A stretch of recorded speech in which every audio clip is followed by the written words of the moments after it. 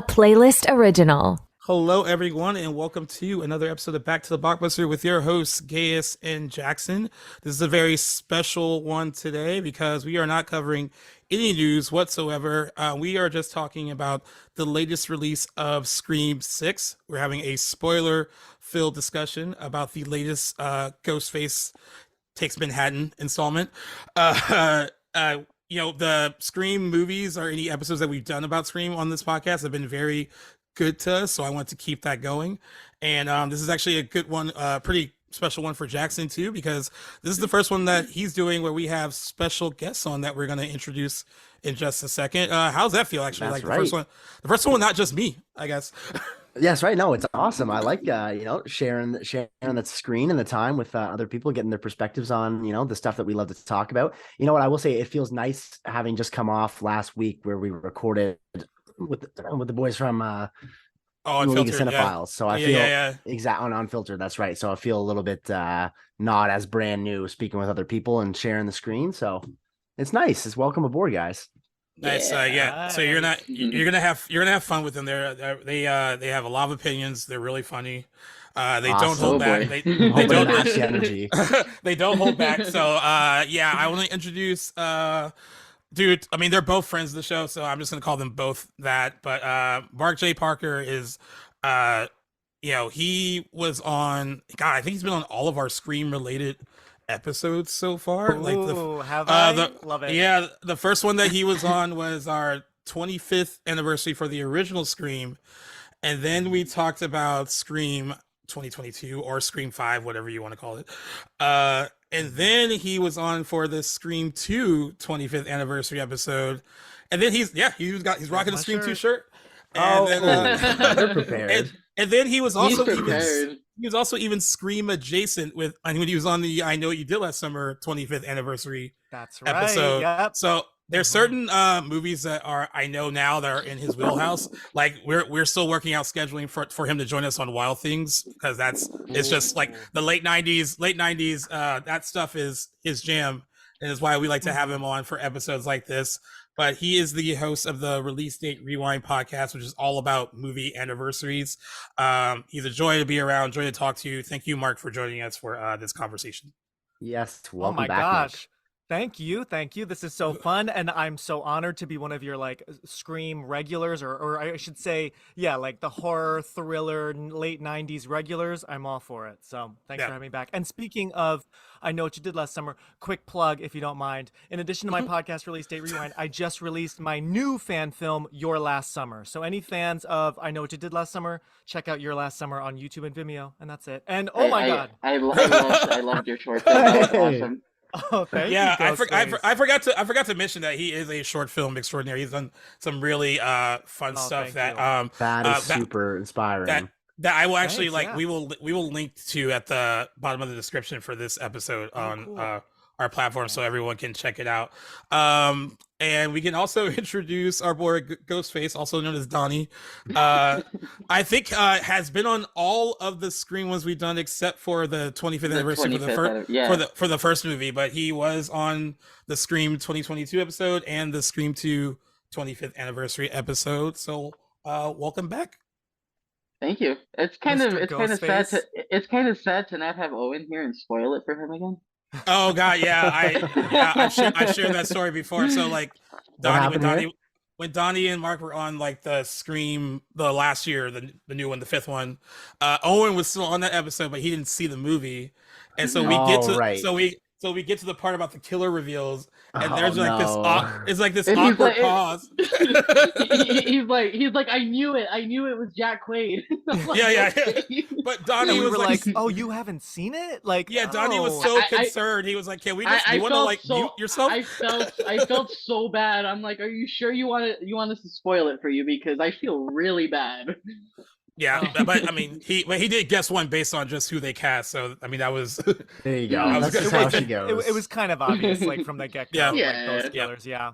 But to give further information on Donnie not only comes in for those Scream related episodes, he's actually joined us when I've been like, hey, I don't have a guest this week, can you please hop on and help? And he's done that when we really needed it. He's even offered up friends who, like his friend Brandon, who was going to be on this one.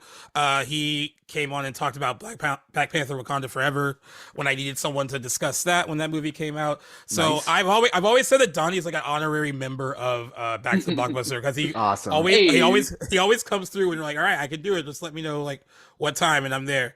And also a true Scream fan. I guess like most of us are on here. So look at that knife. Where'd you get that, Donnie? Did you order that online? I got it on Amazon for $12. Oh, ooh, that's a pretty good replica. I got a replica knife for my film on Etsy, and I think it was more than 12. So good find on Amazon. And it's actually, it's like foam, so it doesn't even like it. So it's very bendy. Had me fooled. Like the tip oh yeah, it's like it gives off a reflection. It did look real for a second. Like I was like, you don't have to do that. When I went to the premiere last week, I was chasing people around the theater, and they thought this was real for a second. I'm like, no, it's fake. I swear. Oh my god! You got all like, get the cops call on you. I know you got all like Scream 2 they on didn't them. call the cops. Right. No, well, the whole theater was in on it. They knew I was going to dress up and be a nuisance, but I don't think the guests were quite prepared for it. But I got a lot of pictures with people, so. That's good. That's awesome. Love it. You need to make some Paramount money. They need to hire you to like. They should Ghostface promo person. Yeah, they should send you free. They should send you free stuff. I mean, I see like on Twitter and stuff all the time that they are sending a lot of random people who just talk about the movie like free stuff. Oh wow! And like, yeah, I mean, maybe for Scream 7. Yeah, hopefully Screen 7. So it's good that we're doing this episode now because when I saw the movie at a press screening the Tuesday before it opened, in the email from Paramount, they were like, okay, you can cover it, but you can't do any spoiler discussion about it until like the Monday after it opens because they wanted everyone to get a chance to like enjoy it opening weekend. Variety didn't really listen to that because in their review that came out like Thursday at midnight, they described the opening scene in like detail. And then some of the other parts of the review kind of gave away like who it could potentially would have been at the end of the movie. I don't know how Variety, I guess because they're Variety, but they've done that a lot where they like don't listen to that kind of stuff. But I'm glad we're doing this now because we can actually talk about the movie freely without having to worry about what we can and can't talk about. They have a variety of writers. There you go. Who don't follow the rules. I wonder if any of them get in trouble for that. I wonder too. I mean, they might.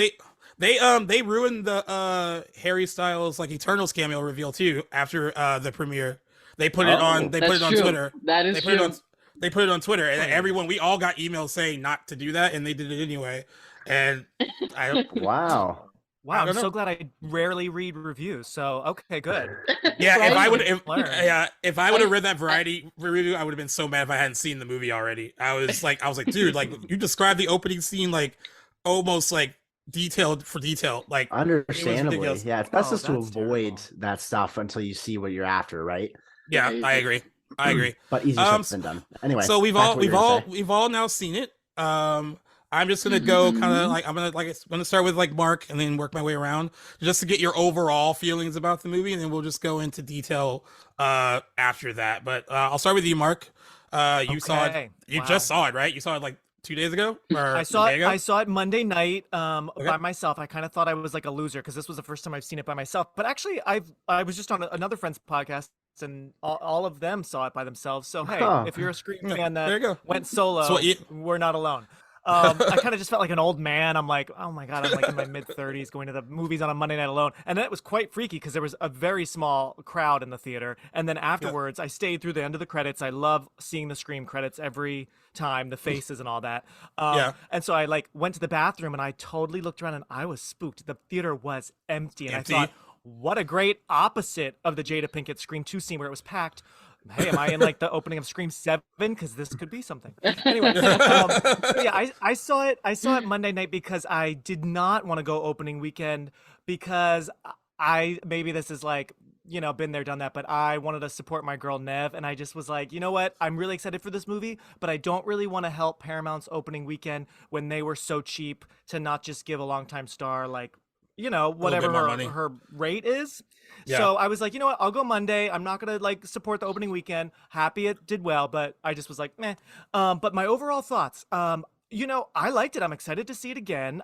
I think I like it definitely more than 5. I rewatched 4 and 5 Agreed. leading up to 6. Yeah.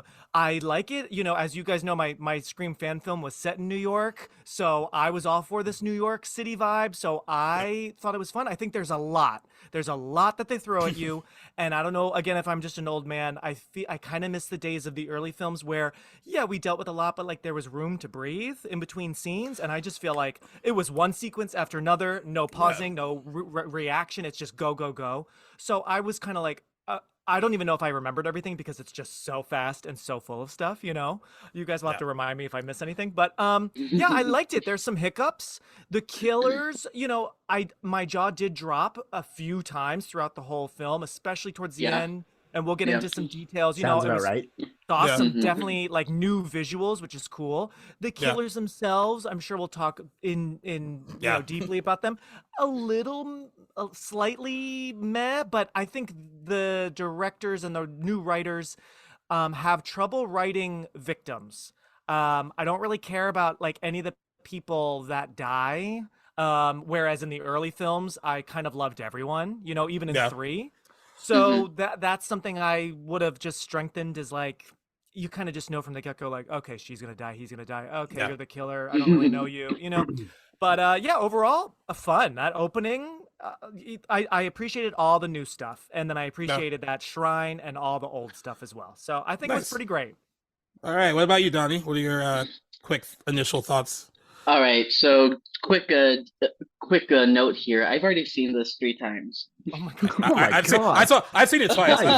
I've seen it twice. Yeah. I saw it twice opening night, and I saw it for the 3rd time. When was it? On Tuesday? Yeah, Tuesday.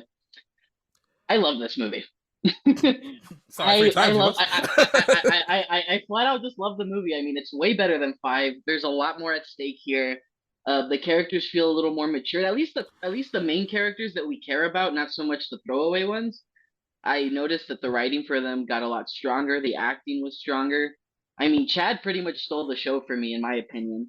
Kind of shadowing over, you know, Sam and Tara a little bit. No, the New York setting works. I kind of get what Mark was saying though about how like it's very back to back.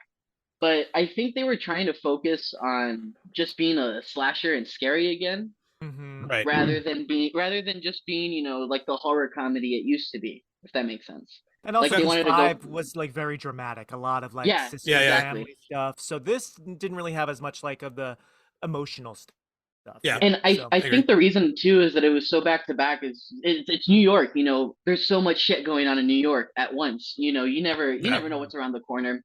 I love the opening scene. Oh my god, just the way it threw us for a curve a little bit. Like, holy shit, I did not see that coming. I'm like, oh, okay, this is new. I like the killers. They're not my favorite, but I would say they're like in the middle range too. Because their motive was very 1997. If you know, you know. But we'll get more into that. We'll get more into that in a little bit for the detail's sake. But yeah, I know I love the sequel. I think it's either my 2nd or 3rd favorite. I'm still having a hard time ranking these. I always have trouble ranking the Scream movies. I grew up watching these, you know, and now being exposed to this new era of Scream, you know, I just have a lot of trouble. Yeah. But yeah, no, I love Scream 6. All right, Jackson, the guy who didn't love Scream 5 that much. Yeah, this is a big moment. I know. I made sure to message you right after I got out to reassure you that I did actually. I enjoyed, you know, grievances aside, just looking at it objectively, I had a good time with 6. Mark and Donnie maybe aren't as aware, or maybe you are. I don't know. I was not. I was kind of a detractor of Scream 5. Maybe part of my own fault there. I hadn't seen any of the prior 4 in a long time, so I was a little bit removed. But anyway, all that aside, 6 was a big improvement. Not perfect, as one of you mentioned, and that's fine, because like I went in expecting, you know, there's going to be a little bit of some issues here and there, but overall I thought they definitely improved upon 5 in a lot of different ways. And Gaius, I'm glad that you would prep me a little bit, because it was definitely a gorier, more brutal movie, which I honestly really came to appreciate. Just thinking about this now, as I say this, are the other ones not rated R? Because I noticed when I was looking this up, this one's was 14A, and I was like, you're in Canada. They are rated R. Yeah. It's just I think back then they weren't too focused on the violence. I mean, they were. I mean, for still what pretty at the gory time, back in the day. yeah. For I at mean, the the time, first yeah, one that's was what it pretty was. bloody. You know. I remember Yeah. like, Yeah, the reading, first one. I and mean, I'm sure you guys read it too. There was like some trivia a long time ago where like someone announced like the amount of buckets of blood on the first 3 films, and they got Yeah. less Right. and less and less because of course the third one came Okay. out around the time of Columbine. no, But the and first then one, I mean, oh, right, with sorry, like Drew go for it. with Drew's Drew like Barrymore's guts going and for you. everything. Yeah, I mean, yeah. yeah. Well, But this one does not hold back. Yeah. Yeah, I No. remember the first one having a lot of trouble with the MPAA PAA, yeah. or something, and they kept having to, and it was the opening scene too. They kept having to edit, so That's some Steve's bullshit. guts just falling out constantly. Yeah. That's what they had to dilute 100%. Yeah. Real Even though we quick. saw a glimpse, but Real quick, I'll tell you, I just a couple weeks ago met the casting director of the first 3 films, Lisa Beach. I did a like a webinar with her. Wow. And Oh, nice. she Cool. was so cool. And I mean, she's cast so many amazing things. If you just look up Lisa Beach, her career is insane. But she Nice. cast those 3 the first trilogy. And Stephen Orth, that character, in the original script there was no name. It just said like Casey's boyfriend. So when Lisa had a cameo as one of the reporters at the school, like I guess as the camera's panning, very very short, but she had to say the name of the boyfriend. So Wes and she were just like, I don't know, come up with a name. So Stephen Orth is the casting director's cousin. That is that's his name in hilarious. real life. So I just thought that was funny. I feel like this group would love that. So there you go. Yeah, that's that's awesome. pretty That's cool. hilarious. Yeah. I liked Kirby being back. I thought it was a great addition to the cast. that's She right, was Kirby's so back. awesome to see again. Just a beautiful, beautiful lady. Like she looked amazing. She did Yeah. great. Liked her presence a lot in the movie. One thing I got to give credit to Melissa Barrera. She improved a lot between movies. I still, however, am not sold on her as a leading lady right now. I think she's got some work to, a little bit more to do. Maybe get some other roles under her belt. That's just something that I noticed again between it. But hey, she is, she is pretty great. Jenna Ortega, I liked her even more in this movie than I did in the 5th. I thought she's great in that role in the 5th. I just didn't find the writing really gave her character a whole lot to do other than scream and get stabbed a bunch of times and miraculously survive. I think she did a lot. She had a lot more to do in this movie, and I think that was to the film's benefit. And I really thought the cherry on top was that little post-credit scene. I had heard about it from Gaius, your post. Yeah. And I was like, hey, I told my buddy Cam, I was like, I think there's something to expect after the credits. Let's see what that's all about. And I honestly think it was a really slick and clever. Yeah, that was pretty scene brilliant. that added something to it. That was cool. Yeah. I left in good spirits. Nice. Yeah. Yeah. I left in good spirits too. I mean, I ranked it pretty early. It's like my 3rd favorite. It's Scream 2, Scream, and then this one. I've always liked Scream 2 a bit more than the original. I like the change of scenery. I mean, I think one of the things that we talked about on the one from last year when we were talking about 5 is, Mark, you said like what you wanted from Scream 6 is that they had to get out of Woodsboro. Yeah. They needed to be in a different setting. And I know we've done the different setting thing before, but like to kind of, when they did the whole Legacy sequel and going back to that, okay, that made sense in 5, but like you didn't want to do that again. And I'm glad that they got out and like did something different. And like, a lot of people have talked about this online, but there are a lot of parallels between this movie and Scream 2 and how it's like structured and like kind of where the characters are. And like, of course, like, and they even kind of mention it and during Mindy's whole like, requel franchise, like kind of monologue about, you have your main characters in college now, just like they were in Scream 2, different setting, like they were in Scream 2.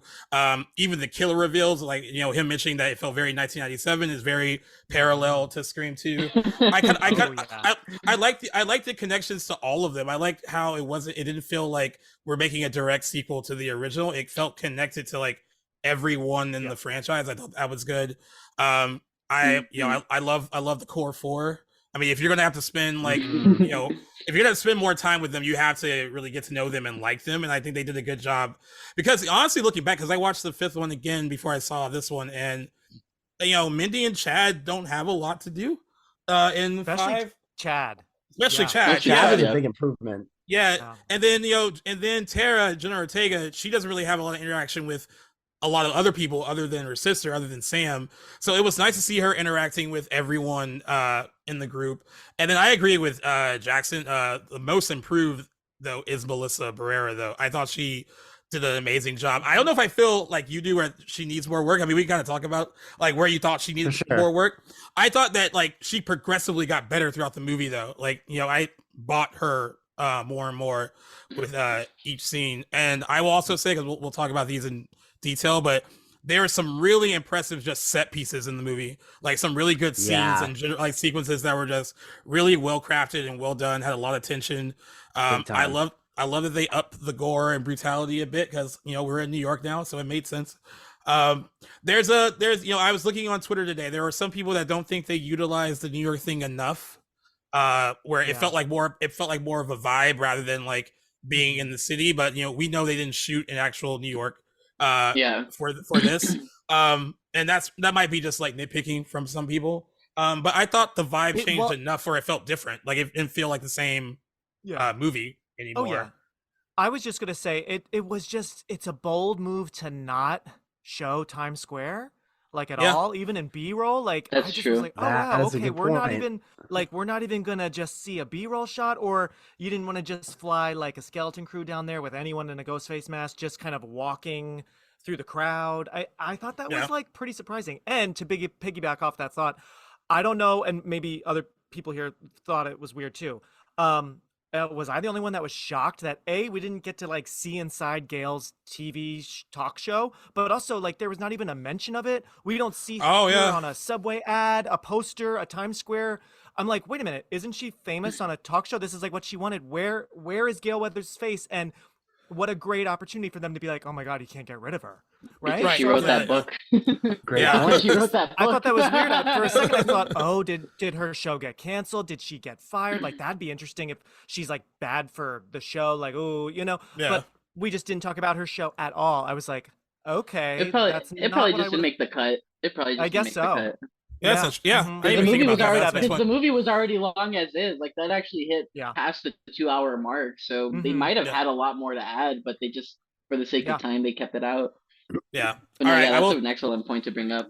I will throw it to Jackson first. You know, the Scream movies are known for like their opening scenes, and like, you know, some are iconic and like still stand the test of time, and then others have been kind of like I mean, I personally like the opening scene just because like it felt original, and like I love the misdirection. The misdirection kind of reminded me a bit of like putting in misdirection like they did with the Scream 4 opening scenes, where it's like, oh, it started one way, and then of course it was something else. What did you think of the opening scene, like, overall? I loved it. When Ghostface pulls off his mask and you see Tony Revolori there, I was like, why had this not been done sooner? That is such an awesome decision. So props to, I don't know whose idea that would have been, like the writers, for them. But then I think the movie makes a mistake. Well, maybe not a mistake, but I think it would have been interesting if we had have followed the remainder of the movie knowing who Ghostface was and watching the cast figure it out while we know. I think that would have been an awesome direction to go in. That'd have been interesting. You know what I mean? Maybe in future ones they'll because I'm not the only. That was definitely not my idea. Chris Stuckman is the one that pointed that out, and I was like, "That's a fucking great idea. Maybe we'll see that in the future." But who's to say that they won't try that? I think that would be an awesome angle. But I thought it was a super bold move for them to unveil a Ghostface that early in the movie. I thought it was really cool. Samara Weaving, right? Samara Weaving is awesome in that little cameo, I guess you could say she has, because she's worked with the Radio Silence guys. They did Ready or Not. Ready or Not, that's right. So it's cool to see her back in there. Also, like I guess it's after the intro, but I like the nod to Dario Argento with Tony's character and how that was off that had bombed his paper. Yeah, that was hilarious. That was a cool little shout out too. Yeah, that was cool. So I was a fan of the opening sequence. I thought it was original, which is something that I didn't really know what to expect for the opening, and it was nice to have had something that actually shocked me for a minute. That was cool. Yeah, I guess at this point, my thing with the opening scene is like, it's not gonna, I don't think they can ever top what they did with the first one or even the second movie, which is also a really good opening scene, right? So at this point, it's not about like scaring me, it's just more about surprising me. And so that's what surprising, yes. Yeah, so that's why I like the opening scene in this. I was surprised that like you got that reveal like so early. I was like, oh well shit, like what do we, and then to kind of have like an opening scene where he gets to walk by one of our main characters as she's going to like the party, like he walks by Tara's character, and I was like, and we're still within that opening scene. I thought that was like really cool that it, you know, usually with the opening scenes they feel so detached from the rest of the the movie, but having them kind of like pass each other made it feel like, you know, it was just one thing. And I thought that was like really interesting that they did it that way. Donnie, what about you? What did you enjoy about the? Oh, I adore that opening scene. My biggest irk is that who in their right mind would let Samara Weaving leave without paying her tab first? Oh yeah, my brother said that he just walked out and didn't pay her tab. I was like, oh well, I mean, she's that crossed my mind too. I didn't start thinking about this until I watched it the second time. I'm like, why did they just let her leave like that? I mean, that's a little strange. But no, going back to it, as soon as I heard Tony's voice on the phone, because I know his voice, I was like, oh god, don't tell me he's one of the fucking killers. And show goes down, she gets stabbed to death, he takes the mask off. I was like, why isn't the title card on here yet? Like, what's going on here? Like, that's what really threw me off, because I'm like, this isn't an opening scene like we're used to. So when the title card didn't come up right away and he takes off the mask, I'm like, this is interesting. And so I'm gonna jump ahead real quick, but this is probably the first time we've actually had 5 killers technically, if you count the other. Oh, that's true. Yeah. Yeah. Oh, they went all out. They went all out. Is the 5th one his dead roommate? His dead roommate. Yeah, because remember they were supposed to be practicing and killing all these people supposedly to get to Sam and Tara. So it's implied that he was killing too, but I mean, if it was just Jason, who's Tony's character, that was killing, I mean, whatever. But I like to think that there was 5 killers in this one, not just 3. I'd give it to you. Yeah. Love the hot. No, cold, yeah, but warmer, colder. Oh yeah, no, that was good. That was like actually really good. It actually felt very Giallo of them to do that. Hot and cold. I forget what was Jason and his friend. What was their motive for being the killers? They wanted to continue Richie's. They were finishing film. They wanted to finish his movie. Yeah. They wanted to finish Richie's movie. Yeah, they were like fans of his. My guess is that they were like those Reddit users. Like those hardcore fanatics, like the way Amber and Richie met in the first place. So they had to have been a part of that little group. That makes sense. But I was wondering that myself, how they would have even known Richie. Right. That makes sense. No, yeah, but overall, I love the opening scene. Pure genius. It felt very Matt and Tyler of them to do, you know.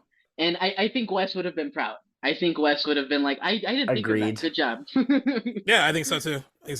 All right, Mark, what about you? What are your feelings about it? Yeah, I thought it was great. I do think Samara Weaving was underused. I was sort of surprised, like, even the way she shot, it's not, for me, I was like, I don't know, she died just so quickly, and we know she's a scream queen, so it's interesting, because that role in the opening is not the important one. The important one is Tony. So I just thought it was interesting that the roles were switched, because normally that girl is the focus, and this time she really was not.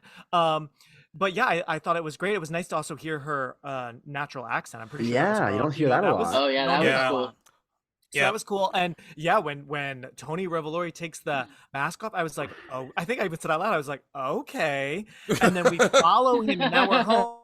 That was cool. That was new. My one friend, Jason, who loves Scream with me as well, he did have a good point. It would have been really interesting, and I know it would have added more to the runtime, but would we have really cared? No. But it could have been really interesting to see Samara Weaving finish up a film class, let's say, and right from there she's going to a date. The date, maybe some people in there, and like even some of our leads, for example. I don't know, like, and where we would have been guessing, like, oh god, who's going to be the opening kill, and just so we can actually see, because I know some people are missing the film classroom talk. I didn't really miss it, but me too. You know what I mean? But once I heard that, I was like, oh yeah, we did not get any. I mean, I know Mindy has her monologue later on the campus, which is fine, but like 2 does it so well, and even 4 in the classroom, like when it's a group of people in the classroom talking about the rules and the movies and all that could have been really interesting to see her just kind of in action and then go on her date. But I know that would have added another 3 or 4 minutes, But no, I thought it was really cool, and I was on the edge of my seat, and I was like, wow, okay, this is new and different and good for them. And also, it was the first killer of color in the whole franchise. Wow, that's interesting. That's true. That's for sure. Wow, we almost had a killer. We almost had a killer of color if Scream 2 would have gone the way it was supposed to. But yeah, that's interesting. Yeah, that's true. I guess the only giveaway when you cast someone like her, I automatically assume that she would be the opening scene, that she wouldn't have a bigger part. Well, beyond that, what gave it away for me is that she wasn't in the trailer for other than just a still. Yeah, or just a second. Yeah. I think because she's wearing that bright yellow outfit, which is amazing. But like when you see an outfit like that in a slasher, you know, like, okay, that's gonna be covered in blood. You just know. That's why I love that like Jada is wearing maroon in 2, because it's like, like blood doesn't show up so well on that, right? It's gotta be real wet. So yellow, like I think we all knew, like, okay, you know, when we saw her for the quick shot in the trailer or on the poster, it's like, all right, you're a famous scream queen, you're in that yellow, we barely have seen you, you're gonna die. So I guess that maybe that's why it makes sense that her role is so small, because the real shock is the Tony part for sure. I want to throw this in too right now, because I mean, I know he gets to talk a few times in the movie, but you learned pretty early, Ghostface, Roger L. Jackson, there's some really good work, voice work from him in this one. I mean, I liked the stuff he did in like 5 was fine, but like I felt like he kind of stepped up, like how brutal he was in like some of his delivery. He sounded pissed. Yeah, he's pretty upset. Like just really, and you get that right away in the opening scene, especially when he's when he's talking to Tony and like or I'm sorry, well I'll just call him Tony, talking to that character about what he's discussing with him, and like you learn pretty early on that like that guy has not missed a step voicing that character like whatsoever. I mean, I'm sure it's like reading the phone book for him at this point, but it's like right. But he hasn't like not like from 1996 to now still like delivers with that vocal work for the character. So I just wanted to point that out. Absolutely, he doesn't get enough attention for this franchise. You know, it's true. I like when Gale like star 69s him and like, can you hold on a second? That was great. What? That was a brilliant moment on Gale's behalf. I thought that was great too. Impressed. I love her so much. I love. So smart. Yeah, I that was always great. have. I still do. Yeah, you're a big. I know you're a big fan. I'm gonna get to her in just like we'll talk. Yeah, we talked about like you already talked about Melissa Barrera and stuff. But like as far as like where we get to meet them again, like Sam, Tara, are you kind of like happy with like where they're kind of at, where like Sam is clearly still going through it, but like very overprotective, very like needs to watch out for her sister. It seems like Tara is more like, I don't want to think about it, I just want to have a good time in college. Like she even has that line that I don't want to let something that happened for 3 days to me affect me for the rest of my life. And and Mindy and Chad seem very well adjusted too. I was going to say I love that line about the 3 days, because I thought I was the only one that like always could tell in the movies. Like I always like counted how long, how many days, and it's always 3. So I was so happy that they actually acknowledged that. Anyway, continue. But yeah, I just want to know like what you guys thought about like kind of where they were, and like did it make sense, like and then like I guess speaking on like Melissa Barrera a little bit, because I think some of us are a little still mixed on her. I actually kind of want to know, like, what is it, Jackson, that like that you don't think that she delivered on? And I will keep in mind you're a little advantaged because you've seen it twice. I've seen it once. This is a couple days now. I do remember though, like there may be scenes where this was the case. I don't remember her face changing in the sense of like conveying emotion. I felt she was very straight faced. She does. I'll say like I feel her best acted scene is a very brief one where she has like I think I don't know if it's water or some other liquid tossed on her in that park, and she's like genuinely offended and angry. I was like, hey, you could tell like she's her inner Latina came out, and that's exactly. That's right. And it was very convincing. Like none of the scenes. For that, no, she wasn't. I was like, yeah, okay, she really has me convinced there. Like that's good acting. I don't think any of the scenes where she had to convey sadness or frustration, like where she was a couple scenes where you get a couple tears out of her, I wasn't convinced with her acting performance, where I think Jenna really takes the spotlight from her. That's not to say I don't think she'll improve. Like I don't know what other projects she has been in up until these points. I have a feeling she's a newer actress. But it was mostly her face. Just I don't think that she was emotive or expressive. That's what I think. I think where that comes from. My thoughts on her. She's gorgeous. Don't get me wrong. Obviously, there's more to her than that. She looks the part. I get why she was cast. I think she has some development. That's all. Yeah, I mean, I will say, like, just having watched the 5th one, like right before watching this one, it is like a huge improvement. I mean, she was like the weakest thing about the 5th one for me. Like, it's especially like I didn't notice it so much when she would be in scenes alone in the last one. It was when she was acting opposite like Jenna Ortega that I noticed that like the other one is clearly acting circles around, like, you know what I mean? That's right. And I thought she did a better job of holding her own, like, this time. Like, I really felt the growth from where she was at in the fifth one compared to where her character. And I completely agree. Here. She definitely improved. Yeah, I think also she had some hard to give her, because I agree with you, Jackson. Like, she's a little flat for me, and I don't know if it's a language barrier thing. But like sometimes the inflection in certain words, it's like that's not how you say that. You know what I mean? And I could really, I'll hear listen that for that next time. But like maybe because I do a lot of acting coaching all the time. Like I'm just like, okay, I would have done that again. And no, you want to emphasize that word, not the other one. So I don't know if it's just like a little bit of like, you know, just more work needed on that. But one thing to give her the benefit of the doubt, in 5, she had a lot of tough stuff to say, a lot of exposition, a lot of the kind of soapy, more drama. So not everyone, I mean, that's tough, you know, like not everyone is Neve Campbell where she can like talk about, you know, those hard Kevin Williamson lines in the first film, you know, fighting with Billy about her mom and actually still sell it. So it is kind of tough because Jenna, I think a lot of people, I mean, Jenna is amazing and she's only 20 and she is such a star. That blows my mind. She's gonna get an Oscar in a few years. I guarantee. I mean, she's so good. But I think it's also just easy to be in that role, at least in 5, because she was listening to like the story about how, you know, Sam finds out she's Billy's daughter and all that, you know. So it's a tougher role for that. But I think also just good sisterly tension helped them both this time. Like their fights, their like constant kind of conflict, so good. They felt like real siblings. I mean, I bought it in the previous one, but I really bought it here. Like they really felt like actual sisters in this. I have to say though, I didn't love. See, I don't know if you guys have seen this. I know it goes around every now and then, but like the amount of screen time that every actor has in every Scream film.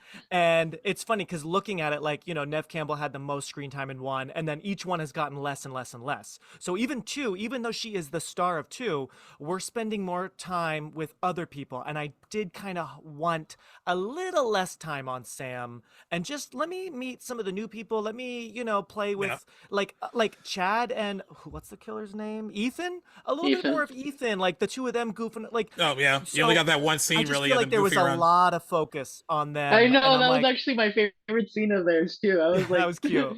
Their intro scene was good. I love the way Chad's just like hyping them up, hopping around, and they're both just kind of like moving. Yeah, it was cute. But also, I do think it's kind of easy, guys. It's just easy writing. So the sisters live together? Okay. I thought for sure someone was visiting them in New York out of the 4. I thought for sure, like maybe the 3 younger ones live there. It's also very easy that they all go to the same college. Like, I just it's very like 90s TV show colleges. It's very like easy. Friends. Yeah, it was very 90s sure, TV like, show Sam movie. Is gonna visit them, right? So Yeah. I'm like, okay, they're all right there, you know. So that core 4 thing, it's cute, but I was like, this is very easy writing, you know. Yes. And also it was easy how Ghostface could just show up in any building. Gail's building, I'm sure, had a doorman. Doorman. Great point. Okay, he's just all of a sudden inside. Well, if you think about it, that could have been Bailey. Yeah, it could have, but how does he? I guess he just flashes his badge. He just flashes his badge and lets himself in. That's true. Wait. It couldn't have been Bailey, right? Because Bailey was with them in the park when they realized that, like, the killer was going to be at. You're right. Yeah, the killer was going to be at. But you know what cops do? I think there's a line. You know what the cops do in New York, right? There is there's a line of dialogue where they say when Quinn says that she did Gail, so it was her, and it was her on the subway. She says that too. Yeah. And we can get to why that cute little redhead can just. Yeah. I assume the body count was the highest in this film of all the films, which is cool, but I'm sure we'll get into it. Some of the deaths, I'm like, we're really gonna just show a random dead body in the tub who we don't care about. I don't know about that. That felt very like, okay, they're doing this to recreate it for like a Halloween Horror Nights house. I just feel like the Scream I know and love, like, I don't really care if, like, I don't even know the guy's name. He never said, like, anything on camera. I don't need to see his dead body. But that's just me. But what was I going to say? Oh, man, I lost my train of thought. Oh, well. Happens all the time. What was the guy's name? Because Sam walks in and she's talking to Quinn and she's like, is that Greg? Or is that Craig? Honestly, oh yeah, who the hell is Greg or Steve? Or I forgot what it was. But like, who the fuck is Greg? Yeah. So weird. It's so weird. He didn't pop his head out, and we at least saw him say one word. Like, and oh my god, don't get me started on Gail's random boyfriend. Yeah. Guys, if I may, that was a little disrespectful to Dewey. Like. Well, I thought the same thing. I thought that was really strange. She would move on eventually, right? Well, I was gonna say, well, to be fair, this is already a year later, and her and Dewey had already been separated for totally. Yeah, but can we know? So many years. Can we learn about him? Can we get a scene? I don't know. Can we see him in another scene? Can we care about his death? Like, I didn't give two shits keep about in mind, his death. Maybe the movie didn't care. Maybe she didn't care about him as much as the movie did, or maybe the other way around. But you get what I'm saying. I think you're right, because Ghostface even says something like, "All those muscles didn't help him," and she's like, "Yeah, guess not." Yeah, guess not. She's knowing now that it was Quinn that was in Gail's apartment, how does she throw that full-grown man through the glass? So right. Well, you know what? We had the same discussion about Amber in the last one because Amber kills Dewey, and then Jill another one. I mean, you know what they always say. I listened to the commentary track on the fifth one, and the director said that like Kevin Williamson, because they've asked him these questions too, like they're gonna get on us about like which Ghostface was doing what, and then Kevin Williamson was like, fans don't really care who is in the suit or in the outfit. True. It's just Ghostface being Ghostface. But sometimes if you're gonna make it an explicit point to be like, I'm the one that did Dewey and it's Amber, it has to make sense from like a like a height and biological perspective. Not to say that a girl can't do that, but I'm with Jackson. Like, how did Quinn like? I mean, she took 3. she straight took 3 shells to the chest. Like, how did she not? Exactly. Yeah. But as far as like the other, I mean, I love how I like how they separated how they're reacting to like what happened last year, like having Sam still be kind of in it, and there was a reason for Sam being in it because they actually I thought the whole like conspiracy thing was good where they were trying to make it look like she was the one that orchestrated all the stuff from last year. I thought that stuff was pretty interesting, but I thought it made sense for her to still be like kind of immersed in it while the other 3 are like, we just want to like, even though you kind of learn later on that like maybe with Tara that like that was like kind of fake moving on, because like you wouldn't like go to a random party and like hook up with a random dude if you weren't like, if she wasn't trying to forget something. So like they were all I mean, I guess she was dealing with it in her own way. I don't think Mindy and Chad, they seemed completely fine about what happened last year. It's like, even though they were also stabbed and attacked, like, but I did like. I was gonna say, I think Chad more because Chad nearly died, and he's probably celebrating life right now. Chad's invincible, so it doesn't even matter anymore. Yeah, guys, he gets Julius Caesared, and he's the new fucking Dewey. He is a new Dewey. It was aggressive. It's crazy. I thought for sure he would die in this one. I mean, it was the first time we ever saw 2 ghosts. I was about to cry. I had tears in my eyes with Gail when she said, "Tell Sydney he didn't get me." I thought, oh my god, are they really killing Gail? And I just feel like you can't have a movie without Sydney and kill Gail. That's just way too dark for anything. The original film. Some of the cats had to die. The words I got a weak pulse. I never felt so good about something. Oh my god! I'm like, I like unclenched when I heard that line. I was like, oh, thank God. Okay, good. But I did wish. I thought it was again a little lazy. I'm sorry. I'm gonna just be a little nitpicky. A little lazy at the end when someone said like,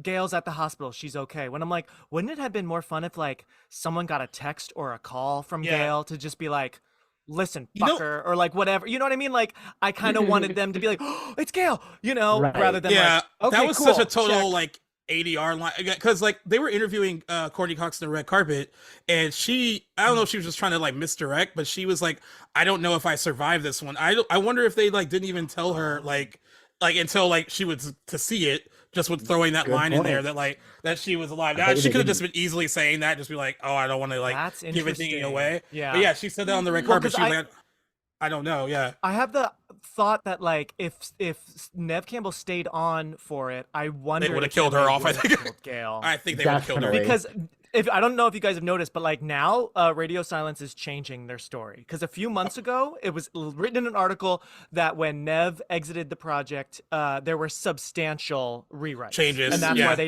they shut down for a couple days. Now they're saying it was pretty minimal. We had our main idea, our story, and it was easy to just I'm like, okay, that's a different story, but okay. Sure, Paramount's like, you lie and you just make it seem like this was Paramount. We haven't figured this out yet. Okay, and I like as you mentioned earlier that there are new characters. I don't know if we care about them. I like the idea of some of them. Like I liked Anika. I like the idea of her. Like her. And I actually felt bad when she died, but I think it was more the actress was like pretty emotive, and I was like, I just kind of I wanted her to do more. I just kind of felt for her. Yeah, I wanted to see more of her, but then we had Quinn and Quinn. Ethan. I liked because it was fun to see. First of all, a redhead. I don't think we've ever really had a redhead in the franchise, so it's about time. I thought, and isn't Tatum a redhead? Oh, I guess she's like strawberry blonde. I always think of her as blonde, but okay. I don't know. I'm having some bad Mandela effect today, so. But I like that, like she is sex positive. She says that was funny, and that's what they call her. It was a little nod. I know, Donnie, you also love Urban Legend. I love that little nod to her, like sounding like she's having sex, but it's like we know she's like being quote unquote killed, and that was very Urban Legend with Danielle Harris. That's true. Yes. I just think Ethan was maybe the weakest new character. He was so young looking, and I just learned today that actor just turned 18 like a couple months ago. He was in Avatar: The Way of Water. He was in Avatar in the water the whole time. As a kid. That's how long Avatar: The Way of Water finished shooting, like before they released it. Jesus Christ. Yeah. But yeah, he just seemed. I kind of needed a little bit more from him, right? Do you guys agree? Yeah, I totally agree. He was a little silent. He kind of felt like the Mickey of the group, like he just kind of like is never there, even though he is there. And when he's revealed to be the killer, it's like, okay, well, we knew that. Yeah, that was the least surprising, I'd say, out of the. I had forgotten about him at the time he was revealed. Oh fuck yeah, Ethan! He was in two scenes. Makes sense now in hindsight. I'm just trying to figure out how the hell he got to the shrine so quickly from the hospital, supposedly, if he even did take Minty to the hospital. But I just want to know how. I just want to know, like I'm curious, but when he took off the mask, I'm like, okay, well, we all knew that.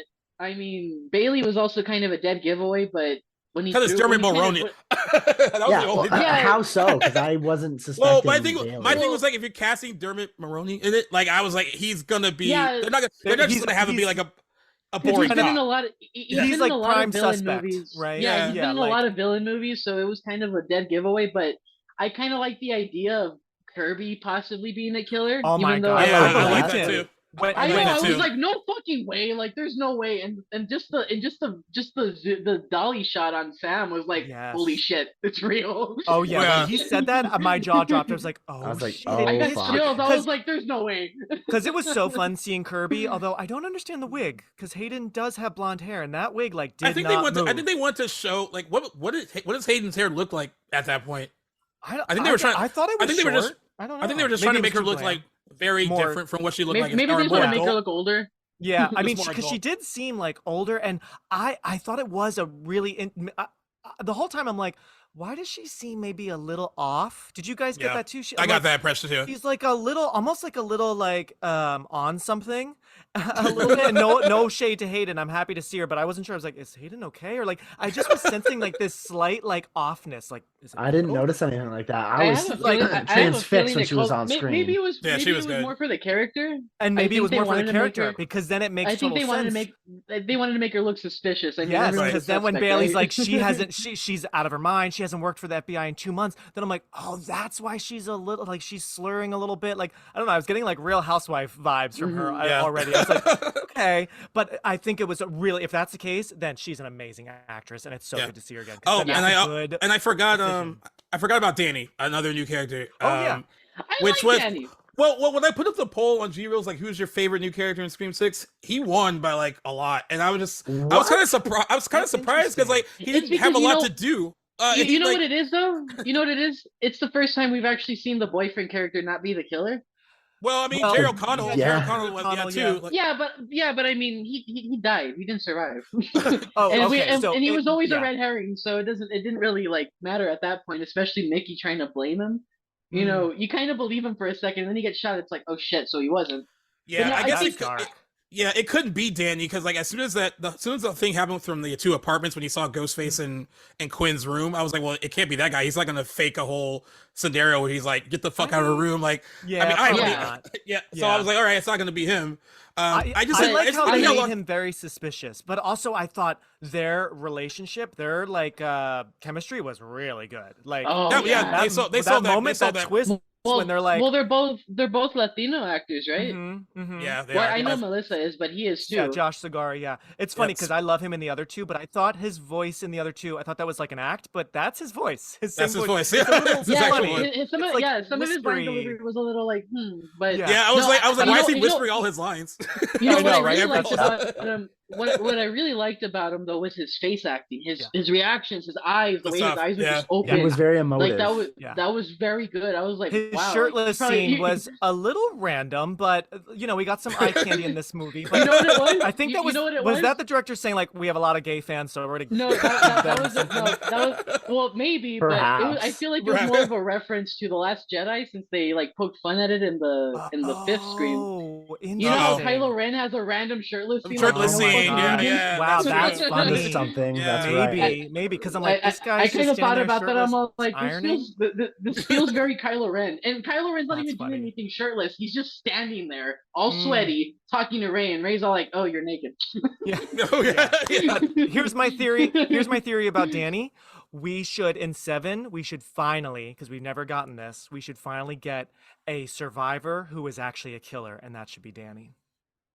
Like, does he go that he just? Why would he do it though? I mean, did he just because? I'm not sure the motive. It would piss off a lot of people though. I'm not sure the motive yet, but I just think because he was suspicious. You're not sure, but I just feel like, how interesting would it be like that this guy, you know, was living in the apartment. We don't know enough about him where they could really flesh him out and he could be a killer. And actually it could be pretty cool for Sam to finally go full dark side.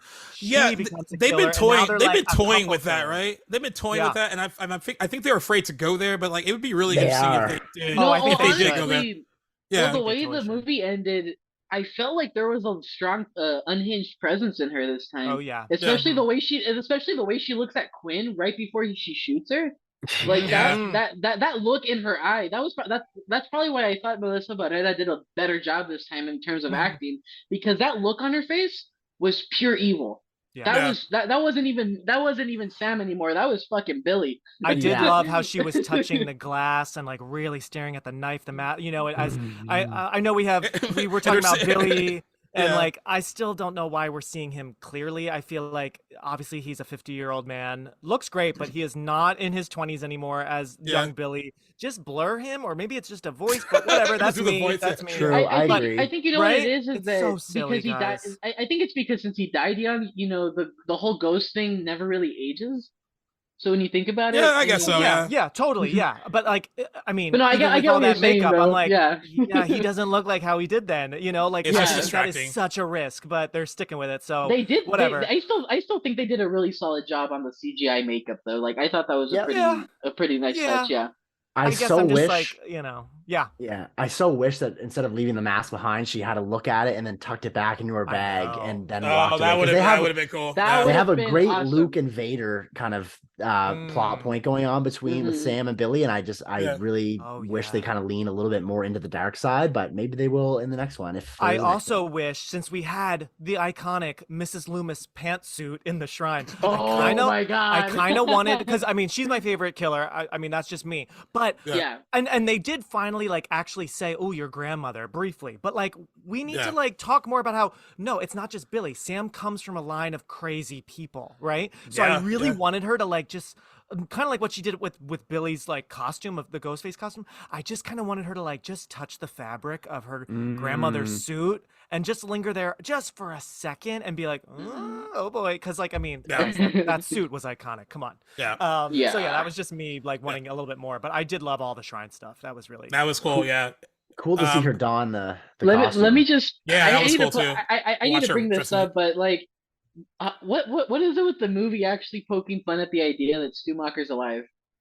I thought that was funny. I thought it was cool that they did that. I think it was cool because they were like, dude, it's ridiculous. He's not. They're like, it's like, well. Oh, I feel like they. They are. They bring it back. They're right there. They're like, let's not do this anymore. Like, let's not talk about it anymore. Just make fun of it within the movie and let it go. I thought that was good because there are still people are holding on to that. It's just because Mindy. It's just because Mindy said, well, yeah, if you believe he's dead. Right. I'm like, so she knows something. But then I think when I loved that the way Kirby uses the TV, like that was such a fun a fun way to say no. Like I mean, I don't think Ethan's coming back. I'm sure. No. And like if people think Stu is alive, then you must think Ethan's alive. So I feel like he got stabbed in the mouth. Well, I mean, you don't really die from getting stabbed in the mouth because it doesn't go to the brain. So I kind of figured he had to, or just bleeding out, and then twist, and then twisting it. That was rough. But I just feel like her showing up in that perfect moment, that was so fun, and pushing that TV onto him and seeing his body, like I mean, he's dead. So I think that was the filmmaker saying, "Stu is dead. The TV killed him. There is no TV is fatal." Yeah. So we were talking about some of like the big set pieces in the movie, and there's a lot of them. The bodega one was used a lot in the trailers. What did you guys think of that scene? Like, overall, because it felt like, I mean, you haven't really done anything like that before, so I thought that was pretty cool. And then I know some people are cool with like Ghostface using the shotgun. Other people are like, that's weird. But I'm assuming that was Bailey, and he would know, his way around a shotgun. Makes sense. So that would be sense. Bailey or Quinn, because I mean, you would think that Bailey would. I don't think any of them. I don't know. I can't see Ethan being any of them. I was like trying to think about when it could have been Ethan, and I was like, no, I think Ethan was just meant to be there and spy. And that was it. I don't think Ethan was ever. I think Ethan was the one in the apartment. I don't know. You think he killed or fake killed his sister? Oh yeah. Well, yeah, because if you think about it, I mean, he was in econ class, but I mean, he could have been lying easily. But he said that everyone saw. He said everyone saw him in econ. That's true. Yeah, I don't know. I get the vibe that check into him. I get the vibe he's gonna say that, obviously. I don't think Ethan did much at all. I think Ethan was just there to like spy. He was the spy. He was the informant. Yeah. Mm-hmm. The bodega scene though. Oh yeah. Sorry. Go ahead, Mark. I was gonna just say I did totally believe that Quinn was dead. Like when the body was I did thrown too. on That them, was a miss. Over the room. Oh man. Yeah. I mean. Yeah, that was a good fake out. So to have her be one of the killers, it felt very Roman, but better executed. And I'm like, wow, they actually did that. Yeah. Because I don't know who to expect under the other mask. I'm like, it can't be Mindy. I mean, why the fuck would it be Mindy? No, it was either Quinn or Danny or. No, well, the thing is that it's just the thing is that I thought Danny would be too easy too again to do the boyfriend one more time. Like that would have been like a little silly. So I was expecting like, okay, so it's someone we haven't either we haven't seen or we've seen before a long time ago. And when Quinn is revealed, I'm like, what the fuck? Did she die? I'm like, wait, hold on. Yeah. But fun misdirect. It wasn't but it wasn't the first time we've seen like that kind of misdirection. I mean, Roman did it in Scream 3 to it was kind of weak. Eliminate himself. Yeah. Mm-hmm. But what were you guys say about the bodega scene, Jackson?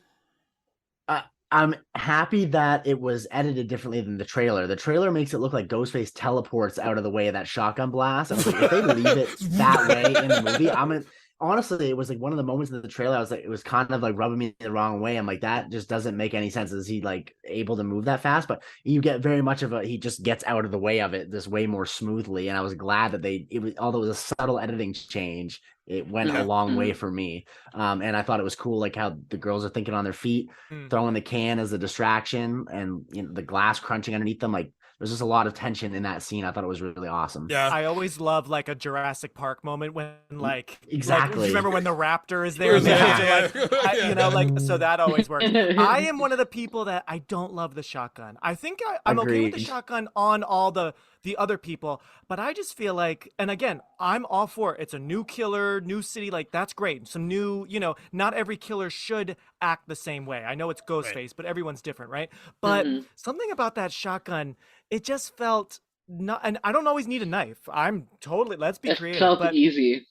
something about it just like, felt like almost too, it was too mean. It was like too harsh. mean. And also too mean. Like it just felt like, oh my God, getting really dark. There's not really a lot of funness with a shotgun anymore. That, you know what I mean? So I was a little, when I saw in the trailer, I was like, ooh, okay, I'm feeling a little like sick over that.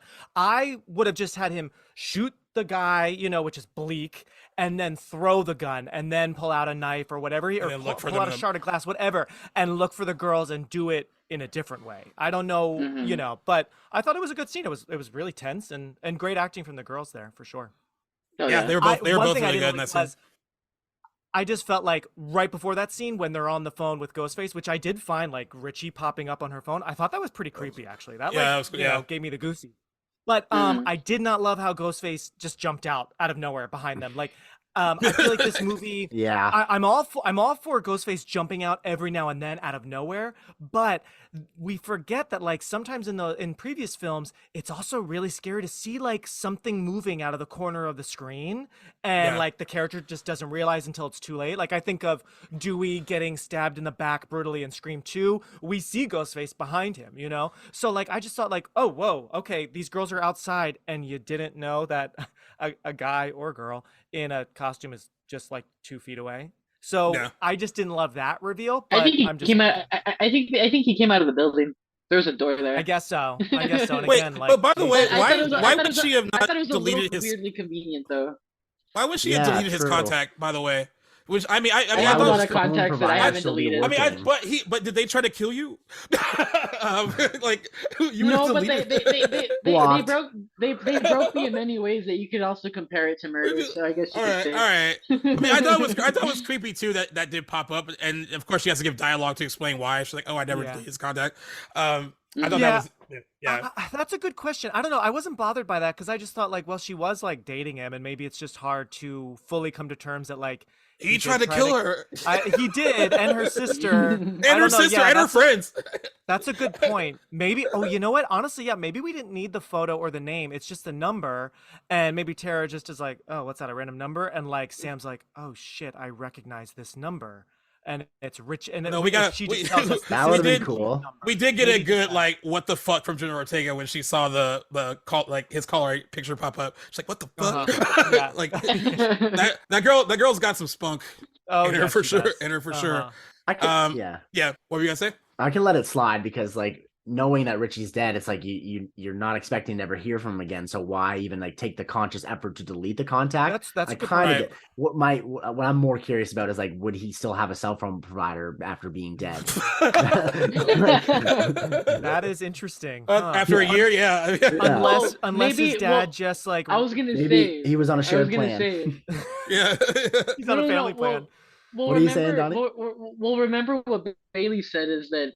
Or what, I don't know if it was Quinn or Bailey that said it, but I think it was Quinn, that her dad got a transfer to New York. I mean, who's to say he wasn't already at Woodsboro and went and got the evidence? Because he's notorious for that. Remember that he loves to plant the evidence. He switched out the bodies at the crime scene at the apartment. You know, right. I mean, I don't know. I know it's a bit of a reach, but I mean, it feels very in character, at least to make sense of it. So if it was Bailey, I mean, it was Bailey. I'm just happy. I'm okay with it being Bailey because I actually was in the mood for 6 to have an older killer again, because most of the killers are 18 or like early 20s. Even Roman was like not even 30, you know? So like I kind of wanted another Mrs. Loomis, like someone middle-aged. And I was thinking we do kind of need to see a guy eventually, like an older guy, and like just feel how like visceral that could be. So I'm happy with it. And also, I know this is going to be really nerdy of me, but they did do something that I was really hoping for 6, because I noticed, so in the even numbered sequels, we get a bad version, an evil version of one of our legacy leads. In 2, we got an evil reporter, Mrs. Loomis, the opposite of Gail, right? In 4, we had an evil final girl, you know, the new lead, that was Jill. So she was the opposite of Sid. So now we have a bad cop, an evil cop who is the opposite of good cop Dewey. So I am glad they followed that pattern. That's attentive of you. Oh wow! Yeah. This is why he's on these episodes, because like I didn't think of that either. Mega cool. fan style. For sure. In my own like fan fiction brain, I'm like, okay, so in 6 they gotta have like a bad cop. So that's why either Bailey or Kirby, like I was like totally on board with that, because I'm like, oh shit, bad cop. So yeah. Well, speaking of mega fan stuff, I mean, like all these movies have that scene where they explain the rules. Did you guys so this scene at the press screening went off the best. Like everyone was like cracking up, and they really loved the dialogue. That was really smart. I didn't really get that vibe when we saw the previous one at the press screening where she was talking about the requel rules and all that. I think because it kind of went really fast and but this one it feels like they kind of went into more detail with it. I can't remember any of the rules, so you guys have to remind me. For me, that scene was so speedy. But I guess it was more about like having them all involved and like being aware, like even having Sam like being aware, like having her not be the one that's like, because like in the last one she was like a victim of it, and this one she's like, all right, I know what we're in, this is what we're doing. Like having Tara there being like, all right, I know, like she's explaining that what we need to do to get through this. I also love Jasmine Savoy Brown, who I think is really really good in that part. Charismatic. Yeah, very like she handles like all that dialogue well, and I loved all her stuff, like her automatically just assuming it was Ethan, and then having those little screenshots of like, where are you? Like, I'm on the subway with Ethan, aka Ghostface. Like, Ghostface. So I thought that was really funny. No, I like when she gets stabbed and she's like, gosh, shit, I got it wrong again. Yeah. I don't know. She's great and I like the humor, but there are times when she's a little too funny for me, where we're getting into dangerous like Scream 4, very polarizing. Like that humor's very like ha ha ha, but then it's like very brutal, Yeah. I don't think I loved when I think it would have been really bold. See, the Radio Silence guys don't want to kill their darlings, and as we know, this mirrors Scream 2. Who is the biggest shocking death in Scream 2? It's Randy. So I thought for sure. I love how the trailer faked us out. I thought they all were on the same train, but they're on different trains. And that was very Dressed to Kill. I thought that was cool. Very clever. If you guys haven't seen Dressed to Kill from it is very much like that. Check it out, because that was very that, and also The Therapist was very Dressed to Kill, which I just thought those comparisons were great. But I just thought, oh shit, this is how Mindy gets it. She, like Jada, dies in public, and like how scary would that have been if there's just this bloody body, can't speak, on the floor of the train and everyone just screams and runs off. So I kind of feel like, even though I like her, I wouldn't want her to die. Man, that would be like, okay, I gotta give it to you. Would have added to the experience. I was very surprised that they didn't kill any of the core 4 off. I was surprised too. They threw us off with Chad a little bit there. I mean, we all believed he was dead, but I mean, how could he not have died? So like, thank you. Well, I had to think about this. I had to think about this from like, I care about them standpoint, and like I'm watching a movie standpoint. From a I care about them standpoint, I was happy they all survived because I liked them. Sure. But from a movie standpoint, I was like, not to kill one of them. And by the way, like, what is considered a fatal stab wound in these movies? Because these guys got knifed up, and like I mean, like even when like Anika survived for as long as she did, like her stab in the stomach, and then he like raised it up. And like her, like, and then I was like, God, and like, and she was like, I honestly thought when she was on the ladder, which that ladder scene is great and very much like the car scene, that epic car scene in 2, right, with Hallie and Sid. Like, but I thought for sure as she's crawling on it, like, first of all, how can you even truly crawl? Your guts are starting to pour out. I thought we were going to start to see her intestines fall out. I was hoping, right? But Jackson was hoping for that. I'm depraved. Right? I mean, I think that would have been great if they just, and they're like, oh my God, keep going. Don't look down because you're going to throw up. But I do have to say, I mean, it was great. I think here's the thing with that. I think we all knew once she got on the ladder, it's like, girl, you're not going to make it. It's a little obvious. It would have been maybe shocking if actually she did get over, but then is killed later. I don't know, right? Yeah. But I didn't love how, so Ghostface obviously is doing his thing. He gets her off. And I kind of wish they just did what they did with Sarah Michelle Gellar in 2, and what was his name? Tyson, the black guy in 3. Yeah. Just let them go splat. I did not love the head banging onto the dumpster. Exactly. I didn't love the dumpster head. That to me felt like this is like Scary Movie 6 and a little silly. I feel like just seeing her go splat is all we need. The banging, and then I laughed at that moment. I think that scene overall paid off though, because like they show that scene in the trailers too, and I thought that was a really that whole apartment sequence is probably my favorite sequence of like all the Ghostface, and it's very New York. That's one of the few moments that actually does feel authentic New York, because there are apartment buildings where you're like, ooh, I can like see over there. That's weird. This little the opening with Samara weaving is great, but I have to say, after living in New York for 14 years, there are actually very few alleys in New York City. That's like sort of a myth. There's very few. Question for you. I'm glad you're bringing that up because I was curious. Obviously, I don't live in a big city. I was curious how many native New Yorkers would have a full-size ladder in their like 6th floor apartment building. You know what's so funny? Oh my God, Jackson, that's so funny. Like, that's not common. But my friend Jason, who is my another fellow Scream lover, he said that felt very New York to me. I had a ladder in my apartment under my bed. Oh, okay. I never had a ladder in any. Would he have that? Or was that a plot convenience? That's what your like landlord or your super has like downstairs in the office. Exactly. Yeah. So kind of random, but I love it. But it made for a great scene. Like, why would you even need a ladder? You're living all the way up there as is. Like, what are you gonna do? Right. What are you gonna do? If there's a leak, you just call take the someone. Stairs, man. Yeah. Yeah. Dude, my buddy texted me cool. after he saw it, and he was like, "Dude, you'd be so fucked that you're afraid of heights. Like, what would you choose?" I was like, "I don't know." I'm like deathly afraid of heights. So that scene actually is like felt a lot more like tense for me because I was like, I don't know what My I mean. like watching it be all rickety and shit. I was like, I don't know what I mean. I guess option A is better than B, but like it's like that was. I don't know. I think I would have just. I think. What would have been interesting is, I think in the real world, we would have just found the ladder and been like, okay, we're going to use it and just beat the shit out of Ghostface. And just like jab him and hit him, you know. Someone on Twitter posted a screenshot from that scene with all 4 of them waiting for the door to open when he throws Quinn out. And then someone was like, dude, are you telling me that like none of you guys could have jumped him? like no one could have been like one person. I was wondering like if they were going to all take him on. They all could have gained up on him. Yeah. My one critique with that scene, because it is good, I love how they're all like shocked, but and we understand. I just again was sort of like, oh my God, Ghostface is just right there. Okay, kind of random. I kind of wanted just tease me a little bit, show me that like one of them they thought they shut the main door to the apartment, but actually it's open a little bit, or someone forgot to lock it. Like just give me that like kind of classic like, ooh, something might happen, and then he's just there. You know what I mean? It was sort of just like bluntly like, okay, Ghostface is just standing there right behind her, but we obviously know they're all in. Quinn is in on it, so I actually like the little touches of them like taking all the knives too, because I like that she mentioned that later, like all of our knives are gone, and she was like, now I don't know who I can trust, like like someone did that on purpose. I actually thought that was good that they added that to it. I'm also glad she eventually just used the block without like they're all in the dishwasher. Yeah. I gotta say, I laughed out loud. One of the maybe 2 moments tops where I giggled was when Chad and who's Jenna, Tara?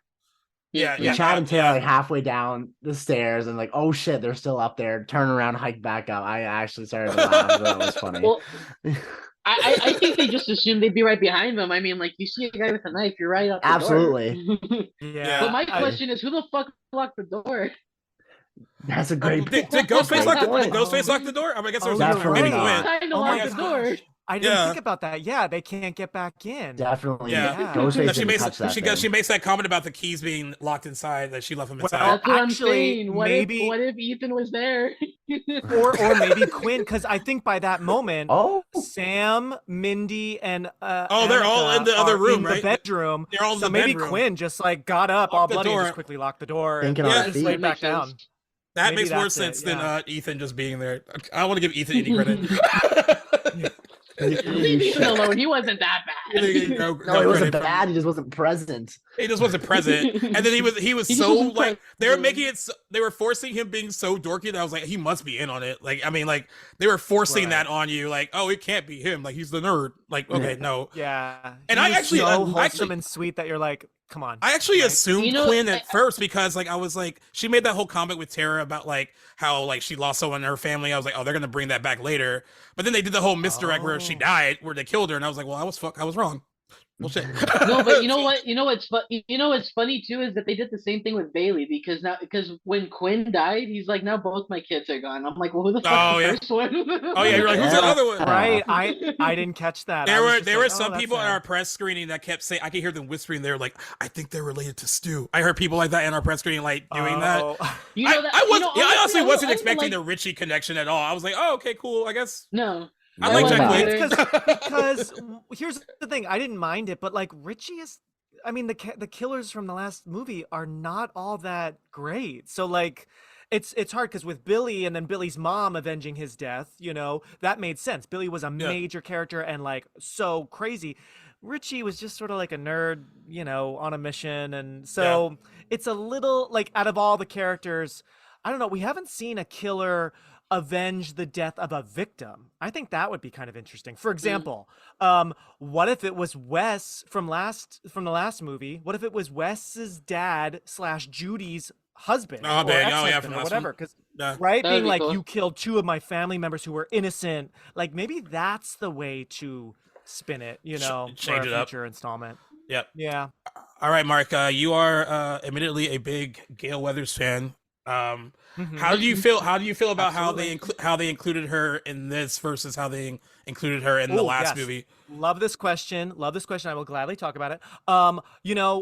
Like I said, it was very strange to not talk about her show. I'm so confused. And there was a moment where I thought, oh, okay, it must have been canceled or she got like very weird. And very weird to see, maybe because I've worked on talk shows, the host of the show is not doing the reporting on the field. So like, okay. Yeah. Like with a whole bunch of other people, I'm like, you would send someone or like, no, but okay. Yeah. So it was nice to see her. I don't know how I feel about that punch, guys. I don't know. I mean, I think they were doing the whole like callback. I mean, like it was fine. I thought it was cute. I mean, that's the other moment I laughed. Yeah. I mean, it was funny. I just kind of thought like, okay, wow, bold that we're bringing that back. We haven't had a punch in 4 and 5. And also nowadays, I mean, I don't know. It worked really well years ago. That threw me off. But no, I thought she was in it a right amount of screen time. I like that we got Sassy Gale back because we didn't really have too much Sassy Gale in the last movie, which made sense though. I mean, everything she did for me, because I just rewatched 5. Everything she did in 5, I think works well. She wouldn't be sassy. She, her stuff with Dewey was heartbreaking. And I like how she's still grieving him. And we heard his little his little music. Theme song.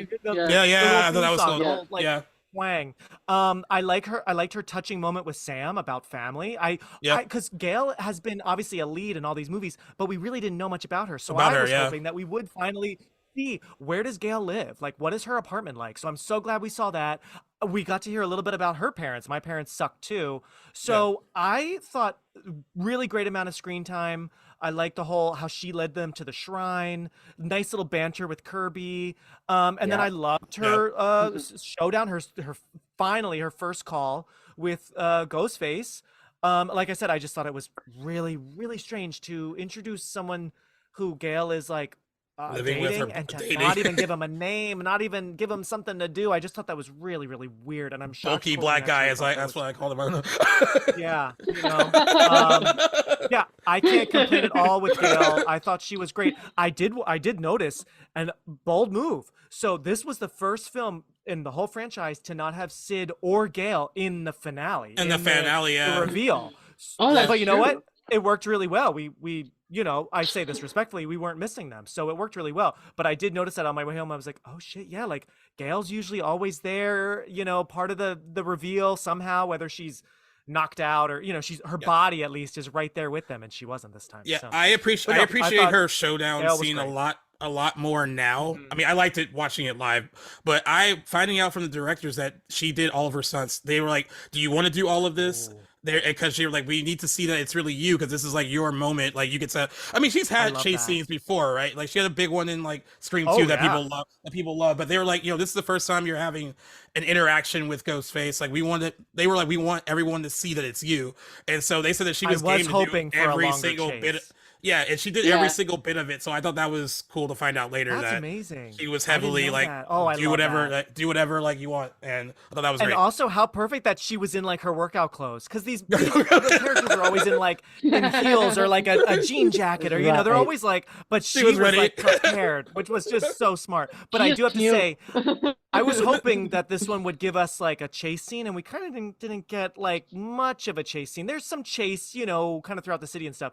I was kind of hoping that once she gets her gun, there's like a whole other component that they didn't show us, that then she's like running through the hallway and maybe going to like a shared space on the terrace or something. And that's where, I just wanted to see more hiding and everything. But again, I know the movie was long, so, yeah. I'll just leave that in my dream. What about you, Jackson? Did you think that they use her like the right amount?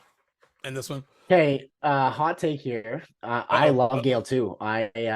She's always brought a great presence to the Scream movies. I do think the movie would have. I think one of the core four or Gail should have died, just to not because I wanted them to die, but that just would have added to the movie. And I think like if you're not going to do the core four, Gail is the obvious choice. So like.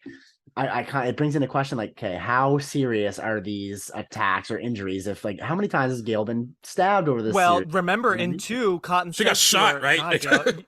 She got shot where same place where she got shot in 5, which I'm like, okay, enough. But Cotton says you have more lives than a cat. So I'm like, okay, Gail's gonna be around it for Scream 9, not 9. But what was I gonna say? Oh, see, I kind of thought Kirby would have died before Gail because Gail, I think, was too obvious. Dewey just died, so it just seems so like, okay, 6. Who's the next legacy character? Like, if anything, it would have been for me. Kirby would have made more sense. Gail would have been such an obvious death, right? Yeah. I will say Gail was like her character was super smart. Like especially in you can tell she's learned over the years. Like it's not her first rodeo dealing with Ghostface. Yeah.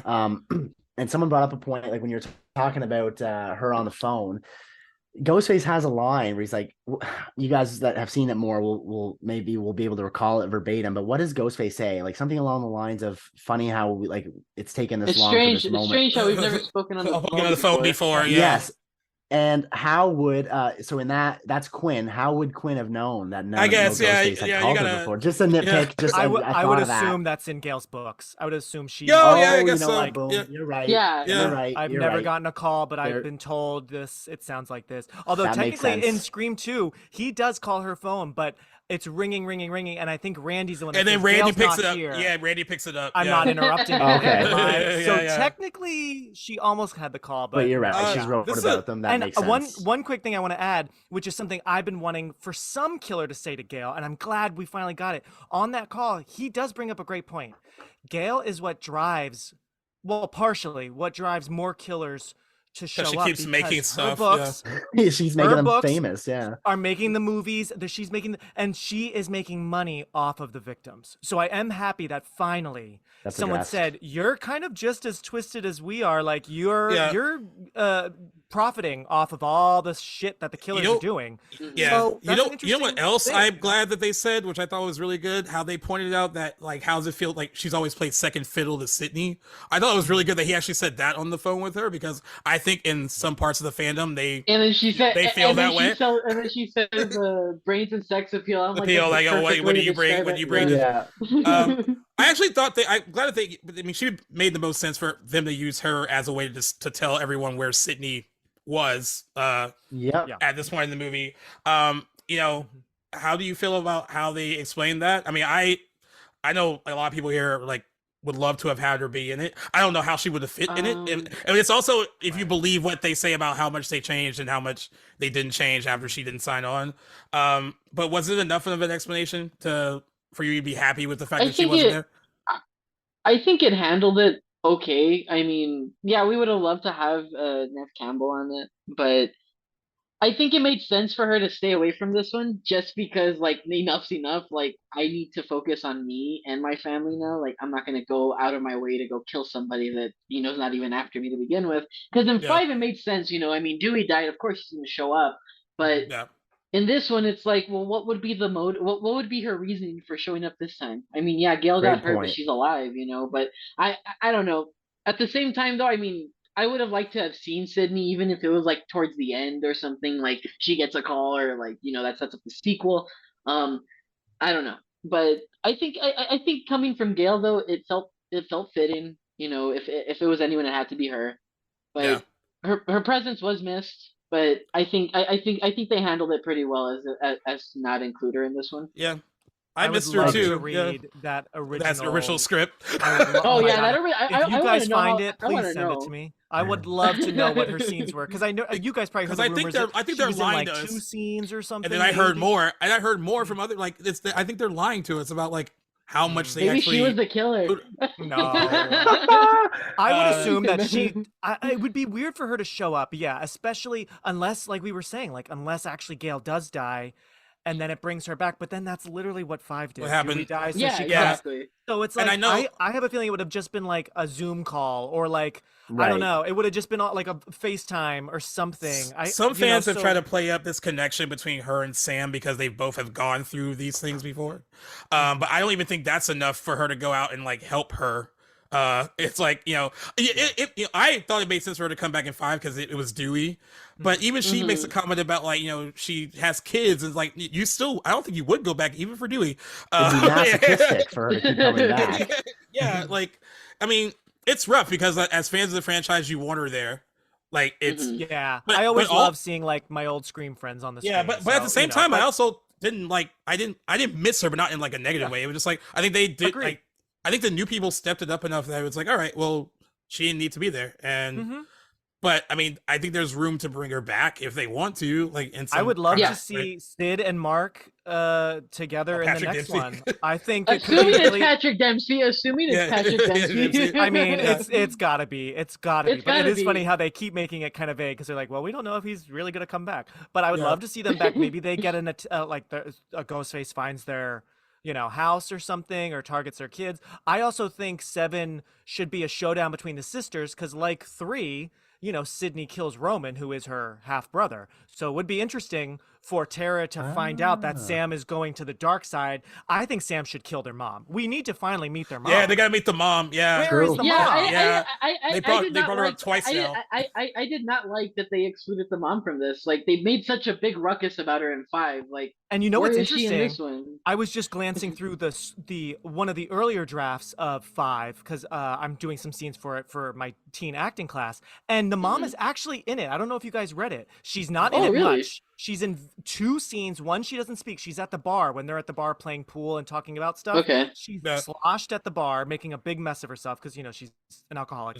And then a little later, after Sam, I think, tells Tara about, like, her dad is Billy, Sam goes to the house, I guess, to like I don't know, whatever. And the mom is there crying outside, super drunk, and yells at Sam and is really mean to her. So it is interesting. They originally wanted the mom in it, but I wonder, what made them say, save her for later. I assume, much like how 3 is all about Maureen's history, 7, we gotta meet the mom and learn about her history and you gotta get a name. You gotta get a name for her too. You gotta get a name for her to play her too, I think. Like someone of significance to play her. I don't know who. Maybe, but like Melissa Barrera said, Selma Hayek. Selma Hayek would never do one of these movies. But my god, that would be casting though. I mean, ideally it would be someone who was like in the 90s as well. Like that could be kind of like fun casting. Sofia Vergara. Another great one. That'd be too distracting. Way too distracting. She'd be like, "I Sam." Like it's just she's so silly. I Sam. Why are you the killer? But it needs to be. Who would it be? I mean, it would never be Penelope Cruz. I don't know who it would be. Yeah, I can't think of it either. Honestly, now that you bring up Salma Hayek, I can't think of anyone better. Yeah, I mean, maybe she would do it. She does various stuff. She did the Hitman's Bodyguard. She would do this. Ooh, Rosie Pettis. Rosie Pettis. That's too silly too. That's the same as like Sofia Vergara. I feel like we need. But Rosie can act though. She can be a serious actress. Yeah. But I don't know. She's almost too big. You need someone that's like right in the middle. Like honestly, you need like someone like a Michelle Rodriguez who's older. Yeah. But Michelle isn't old enough. I mean. Yeah, she's in her 40s. She's in her 40s. She's in her 40s. But like, I don't know. I mean, Skeeton never 50. Skeeton's like early. Well, let's think about it actually. So let's say they were seniors in class of 96. Let's say, even though the movie came out in December, we'll just say I think that's what they said. Conceived. So 96, 18. So 25. All right. So yeah, maybe Michelle Rodriguez. I mean, that would be interesting. But Michelle's already in a massive franchise. Fast and the Furious, which I do sort of agree now. Scream has become the Fast and the Furious of slashers. It's just slashers, but it's got like the last 2 movies have been certified fresh. Like they've been like it's like they've gotten like this new energy. a bit, where it's like they've kind of like reinvented themselves, much like the Fast and the Furious franchise. 4 I have problems with, and I hate the way it looks, but after rewatching it, I do think 4 is scarier and a little better than 5. Don't get me wrong, there's way too many characters. There's so much going on. It's like, I don't care about it. Looks like they threw Vaseline on like the camera lens though. It's like I hate the way Scream 4 looks. I don't know who watched that cut and they was like, this is perfect. I love this. But at least like I was kind of scared by Ghostface in that one. I'm not really as scared of him anymore with the Radio Silence movies. It sort of just feels, and don't get me wrong, they are fun movies and they always have been fun, but these definitely feel like they are leaning more fun rather than, ooh, I just like, I'm really creeped out. I'm not really creeped. Like this one, was there a scene that like really creeped you out in this one? No, they were like tense scenes, but nothing really like tense. Nothing scared. Yeah, they were tense, but none of them like too creeped hard me to out. Scare. I actually thought the subway scene was close to it though. I like how it kept kept going from like the lights going on and off. I thought that was the one thing that did. Although that never happens, I have to tell you, the lights don't. If the lights go off that long, that means the train stopped, and I'm like, okay, which that could have been interesting, like for the train to stop. One thing that did creep me out.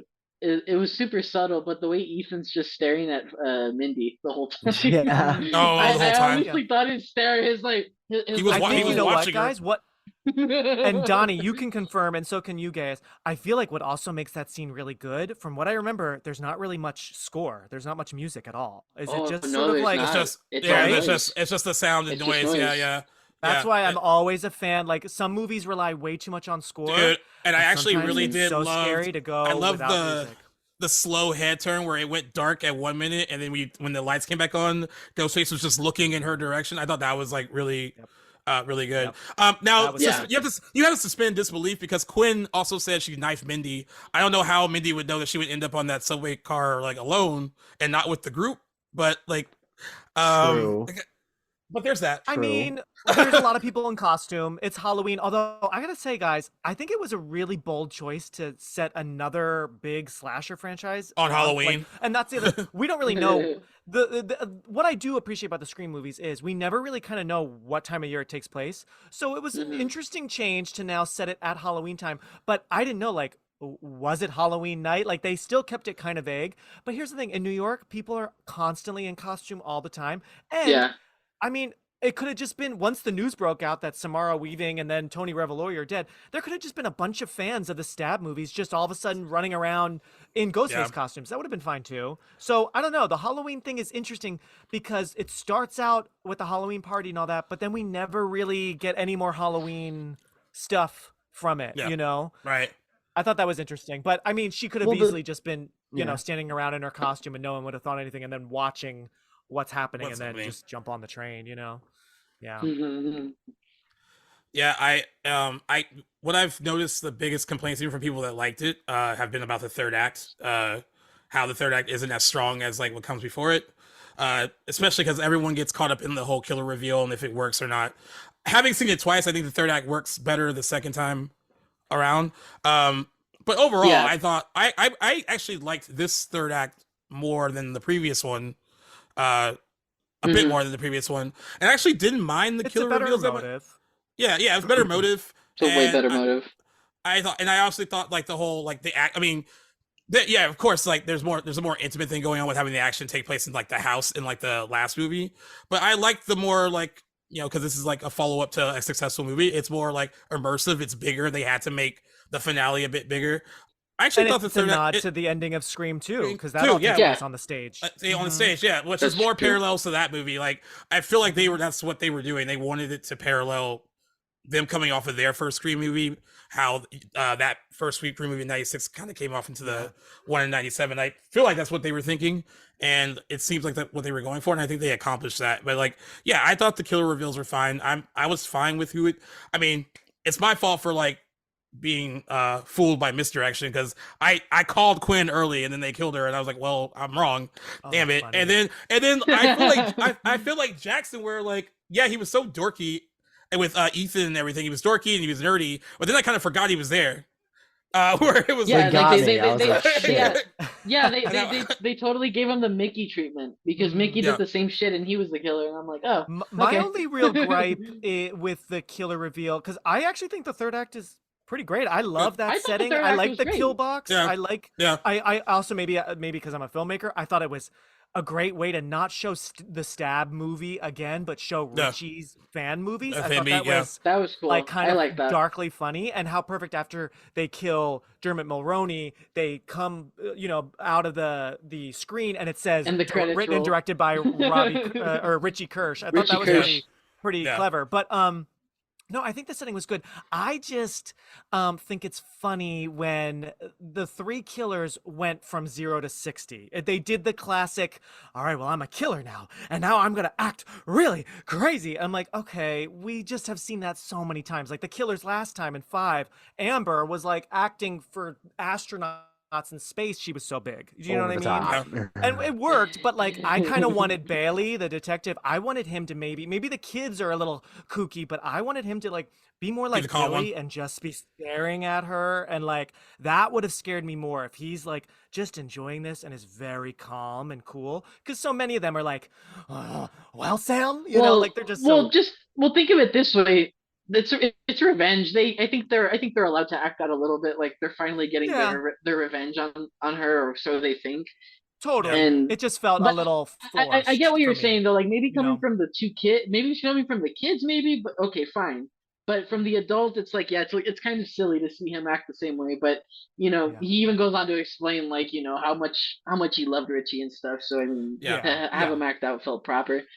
No, but no, it's funny because I kind of got chills when they took off the mask. Even though I knew Ethan was like one of them under the mask, I'm just like, oh shit, like this is kind of creepy. And then Queen reveals herself. I'm just like, this is crazy. I'm just getting chills the whole time. And then he pulls up the mask, and he's also that's 3, 2, and 1. Yes. But I love when he says, of course it was me. No, yeah, that was because that's what the audience is thinking, because it's Dermot Mulroney. That's like what's the audience is like. Yeah, of course it was Dermot Mulroney. And I mean, how brilliant to finally see 2 masked killers, in action, right, with the Chad scene, and then we finally got 3 standing there. I mean, dude, the double knife swipe after they stabbed Chad was like got the biggest applause in our like at both screen. Yeah, that was awesome. I was crying. I was bawling my eyes out, but I'm over here like, oh my god, they did the fucking thing. They did the thing. That was really cool. The thing is cool, but I don't know. Maybe I must be an outlier. Like it was so choreographed, and like just to know that they were brother and sister. It's like, what, were you home going, okay, 3, 2, 1? Like I feel like do it together, but like it can be a couple seconds apart. Like that's do it slightly differently. Right? It was probably just Matt and Tyler being mad. It just felt like we were gonna break into a musical for me. I just felt like all of a sudden it's like musical, right? Yes, exactly. I stabbed you. And even though it was like kind of cheesy, I do like the whole sisterhood thing that they kind of set up with Sam and Tara, like the whole like you have to let me go thing, and they play that and they play that out all the way until like the end where she literally has to let her go. I actually thought that was good. We got some groans in our a little on the nose. Oh really? A little two on the nose. Yeah, but I like the progression of the relationship. Don't get me wrong, I appreciated that, but the literal "let me go." They're really hitting what did she say to her? there. She says, "You have to let me go." Same line she said earlier. Where maybe if they just tweaked it a bit, where Tara just sees that he's right there, and what if she was just like, Sam, like, let me go, and then a little bit different would have still, we would have got the connection, but it wouldn't be so because like in real life you wouldn't be calling back to that moment where you got into a fight after the party. Remember that thing I told you? I'm just saying pull me up, not let me go. no, right now. Yeah, I'm not we're not as brave as Jenna Ortega. No. I wanted to ask you guys. Go for it. You go, Donnie, and then I'll ask. Okay. Mine was just gonna be quick, but honestly, when they showed Tara's face with that very like sinister look on her face, I actually thought for a second, I'm like, are they just spoiling us like one of the killers right now? Because this is. Oh yeah, they do that. They use it in the trailer. A lot of people thought it could have been her. Like, but I did like that expression because it kind of goes to show. I'm like, maybe it's also in Tara's blood, just a teeny bit. Maybe that she can go full psycho. I mean, she fucking stabbed Ethan in the mouth. Like, who's not going to need therapy after that? Yeah. I didn't take her as like Ooh, like I just thought like she's becoming like, because we know Sam has it in her blood, right? But Sydney doesn't have any killer in her blood, but she's able to just turn that on and kill people when she needs to. So that to me was sort of like Tara. Maybe it was sort of like subliminally like they're telling us like Tara's the new Sydney. I don't know. Yeah, I mean, Sydney fucked up Roman like in a very similar way. Yeah. She electrocuted Jill. I mean, like she can just get it out of her head and just do it, right? But no, I wanted to ask you guys about the different masks, the mask evidence, and like, because I know Dermot Mulroney says like this is the one Billy used, your dad used, and all that. Did the masks work for you? Because I know some fans think that's cool, and then some are kind of like, was it enough for you? Because I know they were leaving them at every murder in the beginning and like going backwards. I guess again because it was just sort of fast when Kirby and Bailey were talking about it. I'm like, wait, okay, so the point of the masks is they're leaving them and just using them just because, like, to me, that's what Tony Revolori would have done. Why is Richie's family doing that? Like, do they care so much about all the past killers, or do they just care about Richie? Do you know what I mean? Well, I think they cared about Richie's dedication to the whole Stab franchise. Yeah. Because he loved those movies so much. That was his life. Yeah. That's why his whole motive in 5 was so like, like over the top. But I don't think it's because I guess it wasn't just because his family was a fan of him. It was just because they were honoring his legacy. I guess what I think maybe would have been just different, interesting is what if they weren't the real masks from the real killers, but they were like, what could be really interesting is since Richie was such a fan of the movies, if they were signed, autographed masks from the Stab movies. That'd be cool. I don't know. That'd be cool. That's kind of interesting because he's such a movie fan. Like, I don't know. I was thinking like, should it have been the prop masks? I don't know. Prop would have been. I think that could have been a dead giveaway to something though. I think that might have actually tied him into. Like, I wouldn't say that you would have immediately guessed like, oh, this has something to do with Richie, but being that he was one of the only big fanatics of the franchise thus far, I think that would have been too much of a hint, and we might have been able to guess right away like who it could have been behind the mask. Yeah. No, but I like the whole leaving the mask around. It kind of gave me hope that Schumacher was going to show up at some random. Yeah, Donnie, you are one of those people. I know. I'm sorry. Holding out hope for that. Sorry, I am holding out hope. He's so dead. Even Matthew Lillard says that like it's possible. Like I'll like he said is like I get the call, I'm there, but he's never really said yes or no. He's never said yes or no. Okay. I like the mask. I like the mask aspect, especially. Honestly, it felt kind of like Billy's mask being kind of like starting to wither. It kind of harkens to the 2018 Halloween. Yeah, I thought that was like a bold move. Okay, I feel like I don't know. I kind of thought like, we just saw that. Like you're just going to copy that, but we know Scream and Halloween have always kind of copied each other. So what I didn't buy was how Richie was able to get all these props, and I feel like they kind of give it one little throwaway line. That throwaway line about bribing money. Cops like money. Yeah. I thought that was lazy, but again, just like a nitpick. But I did like the incorporation of all the other Scream or Stab props, I guess, or the original masks rather. It was kind of cool. Just not how they got there, but like that. And I liked how they showed that Kirby was affected by that too. Like it wasn't like Kirby was really affected by what happened to her in that fourth movie. I think she touched like Jill's plaid shirt. Like sure, she was like so that was interesting for sure. Yeah. So then I just want to make sure I like fully get it because again, it was like fast. So Dermot Mulroney and his family, Bailey and family, because he is a dirty cop, he was able to pay off, Woodsboro and college and all these different, police departments for all this evidence, and then found this empty theater and took it over and like he did all that. I think Richie did he not? Doesn't it say that Richie? Well, he said that. I think Richie did the theater. Richie did the theater. I think Richie did Bailey. That. Oh, I think Bailey was the one that just got the evidence. I'm pretty sure Richie so got it because remember. Okay, tell me. Because remember what what was it? I think somebody mentions that it was under Richie's name and they switched it over to Jason and Greg. Yeah, Greg. So I'm pretty sure it was Richie. Like Richie had to have owned the theater, but Bailey was the one getting all the stuff for it. Interesting, because Richie wasn't that old and he worked at a bowling alley. So I'm like, how do you have the money for again all this? To bribe cops, bribing cops with his bowling alley money. I just thought of something, guys. It could be interesting if Richie is like if they really want to make Richie more of a thing like Billy, it could be interesting if we meet Richie's mom in 3 and Sam and Tara's mom, and there's like some mom stuff going on because we don't know anything about Richie's mom. Did they mention? They don't really? I don't think they mentioned her at all. I don't remember. Yeah, that's interesting because that could be interesting where mom left dad and the family because she could like sense something was like weird. I just thought of something. Yeah. Since you poked fun at the idea that the third movie is usually about family. What if it's Richie's mom, Stu's mom, and somebody else's mom? There's 3 killers again. There's just 3 killers.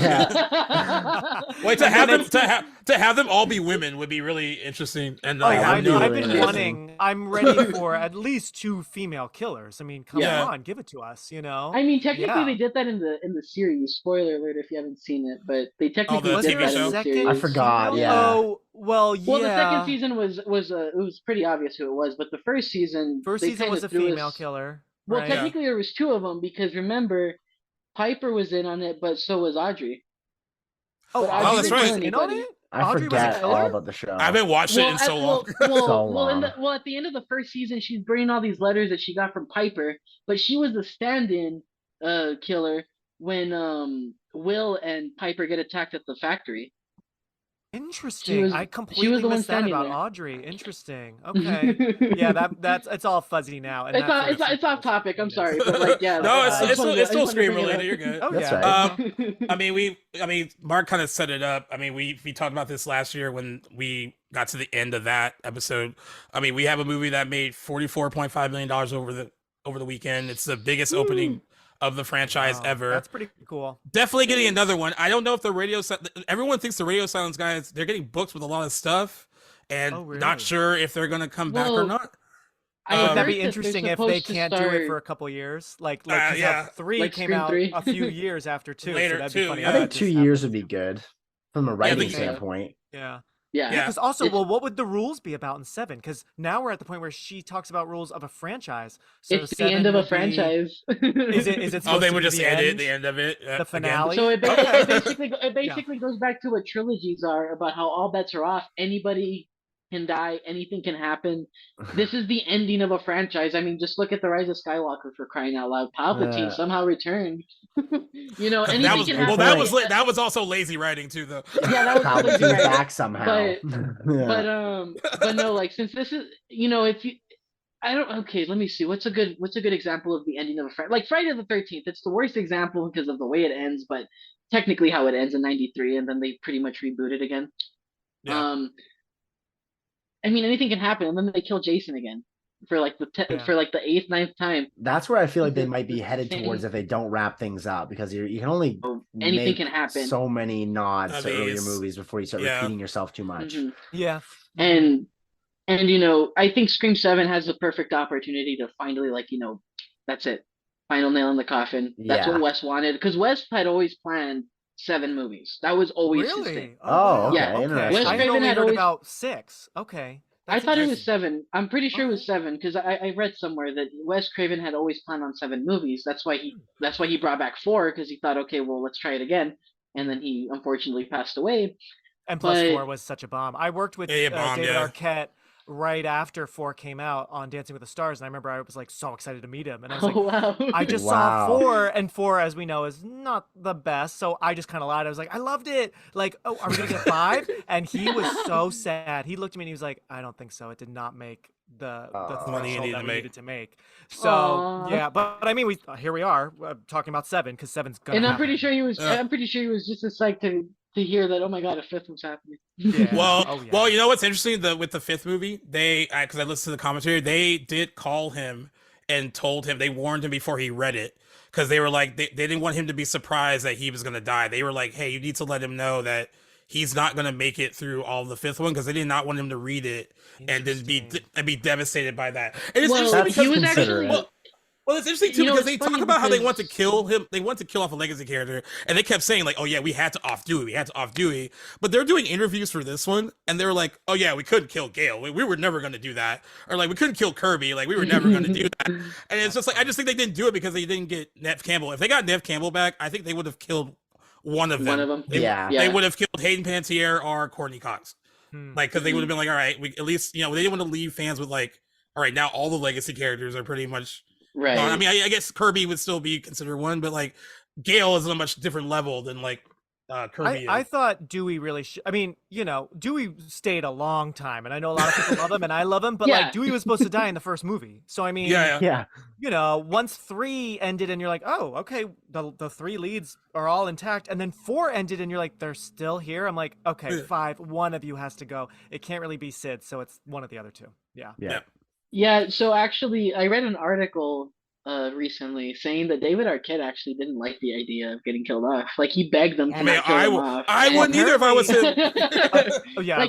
He begged him for it. He's like, please don't. Like, he knew how much everyone loves Dewey. Like, even, also I feel like after the fact. Let's be honest. Out of the 3 legacy leads, he's kind of the most available and the most ready for. I was going to say that too. No shade. Try not to be mean. But like the other 2 kind of, and I think his career loves doing them probably the most. I feel like no disrespect whatsoever, but I feel like he's kind of game for Dewey to come back for whatever story they want to do. So, but I also heard Courtney, like, I think they apparently shot a slightly alternate ending where someone does say like, Dewey's alive or something, because Courtney apparently on the set of 5 was like very unsure if they should really kill Dewey. She tried to talk him out of it. She tried to talk him out of it. She said, "You're really going to regret this. People are going to be upset." Like, and I mean, fans were upset, especially when they found out it was Amber. I think that kind of put a bigger nail in that when they found out. When they found out who did it. I just try to pretend that it wasn't her under the mask, and it was just Stu. All right, so we're all on board with them waiting a couple years to make another one. I mean, this was a quick turnaround for this one. It reminds me of like Scream to Scream 2, where it was a really quick turnaround. I wouldn't mind. I mean, I think they got lucky with writing it this fast and getting it out this fast and it being as good as it is. But I don't think you get that lucky a third time. I mean, I think you should like kind of wait it out and see what that. And then also give Paramount time to have a really long talk with Neve Campbell and her people and work out a deal where she gets paid the money she feels like she's, and give her a producing credit. Courtney Cox got a producing credit or executive producer credit on this. I have a feeling, my hunch with that is, I have a feeling Courtney got a producer credit for 1 or 2 reasons. So one is she might have taken a pay cut. And she's like, all right, well, I'm super rich from all the other things I've done. So give me whatever fee you can give me and make me a producer. And then 2 is, I have this hunch that I would not be surprised if Courtney was on the phone with Neve trying to get her to stay. And she was really trying to smooth things over. And they were like, thank you for doing that. Like, you should really be a producer. And she might have been in the room with them those few days when filming was shut down to come up with a story. She said she really missed working with her too. They said they all miss working with her. Keep in mind, though, is that right after they announced that she wasn't coming back, Paramount had a secret meeting with her again. Okay. No details were disclosed, but I actually... A secret meeting with Courtney or with Neve? No, with Neve Campbell. Oh, interesting. Like I guess they wanted to renegotiate it, and we'll give you $5 more. Like, okay. So then you might be right. You might be right, and I hope that's the case where they probably said, "Listen, if 6 can make a certain threshold, we would love to come.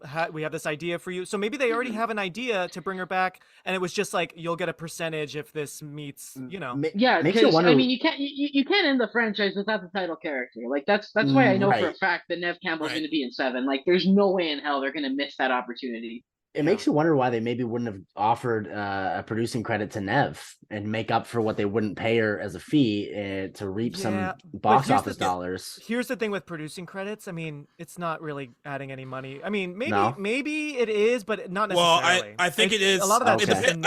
I think it depends on the project. I mean, what Jamie Lee Curtis has talked about with the 2018 Halloween movies. The back end. She said the back end as being a producer on it is the first time she's ever made real money. Being in the Halloween movies, and I always I always thought that like Neve Campbell should have that kind of deal with coming back to Scream, because like it's the same kind of concept. Like you have your like legacy leading lady, she wants to come back and do these movies. Now, granted, like Jamie Lee Curtis has more to do in like the 2018 movies and stuff like that, and Neve Campbell was only back for like basically the climax of like the last one. But I always felt like a similar deal should have been given to her, where she could have worked that out, where like all right, like I'm wondering what happened there. there. I'm willing to take a pay cut and like, take a little bit of the back end and like, because like when I saw that Courtney Cox had a producing credit, I was like, well, shit, did they offer that to Nev Campbell? Like, I'm actually shocked. Courtney, Nev, and David weren't producer credits on 5. 5, yeah. Yeah, great point. I mean, that's very common in TV. Like, your leading stars now, if you notice on TV shows, your lead actors are always producers now. That's just like how it goes. I think Jenna Ortega is a producer. Maybe it's because they didn't want to take a pay cut. She is a producer on Wednesday, yeah. She's a producer on Wednesday now. So like, and it makes a lot of sense with TV because I mean they're in it every episode until it ends, But yeah, I know there was a rumor going around like where people were like, Courtney's a producer, so she like fucked Nev over. It's like no. Yeah, Twitter's fun. Courtney doesn't have that power. The internet and Twitter's fun. They're like, I saw that too. That is a Paramount. They're like, she wants to be the lead. I was like, Courtney Cox isn't even the lead in these movies now. Like, she knows her place. Like, it's really for this young generation that's like taking it over. Like, and I loved like the interviews lately where like people that didn't get to work with her the first time, like Mason Gooding and like Jasmine Savoy Brown said like they got to be around her more and like kind of like pick her knowledge a bit more. They said they all had dinner parties at her place. Like it was just like cool. So like they said they really got to like interact. And then Jenna Ortega too was saying that like, I never got to work with anyone else really. And it was cool to really work with like everyone this time. Like I got to like be more with the ensemble. Like that's what I liked about this one more. It felt like everyone was a cohesive unit, even with like throwing in the legacy people and like mixing them in with the new people. I thought they handled that a bit better than in the last movie. And Scooby Gang again. Yeah, they were. Core 4. The Core 4 got a lot of laughs. Let's say 7. I love when Jenna Ortega, because Chad's going around, he's like Core 4. She's all get that thing away from me. Get my thing away from me. Yeah. Okay. So I want to ask you guys. Let's say 7 comes out in a couple years. Where should it be set? Do you want to keep it in New York? Because I actually think we could stay in New York. But actually shoot there. Given the possible gap between this one and the next, I mean, there might be a time jump. I would just assume that they're pretty much done back to Woodsboro or elsewhere. I mean, would you do LA again? Like the Hollywood thing? Would you do the Hollywood thing again? I don't know why they would go to LA. It's weird. Maybe because Tara was into drama or something. Maybe. Yeah, Mindy. I guess maybe Mindy's making films now. Mindy, I don't know. Like, see, that's why I was really expecting to see the inner workings for at least a scene of Gail's show, because I would have assumed one of the survivors was one of her interns or something, and they're a fan of filmmaking and TV production, and it could have been Mindy. That would have been fun. And then I could see, okay, we're in like LA again, but I don't know. 3 is so polarizing, even though I do enjoy it, and I think the motive was pretty solid, bringing it all back to the beginning. I mean, given the last, I don't know if they'd want to do that again. I don't know if they'd want to go to Hollywood again. I saw someone on Twitter saying that they would love a winter themed, almost Christmas kind of thing. I just saw great fan art today from this artist I've worked with. That'd be really cool. Raphael.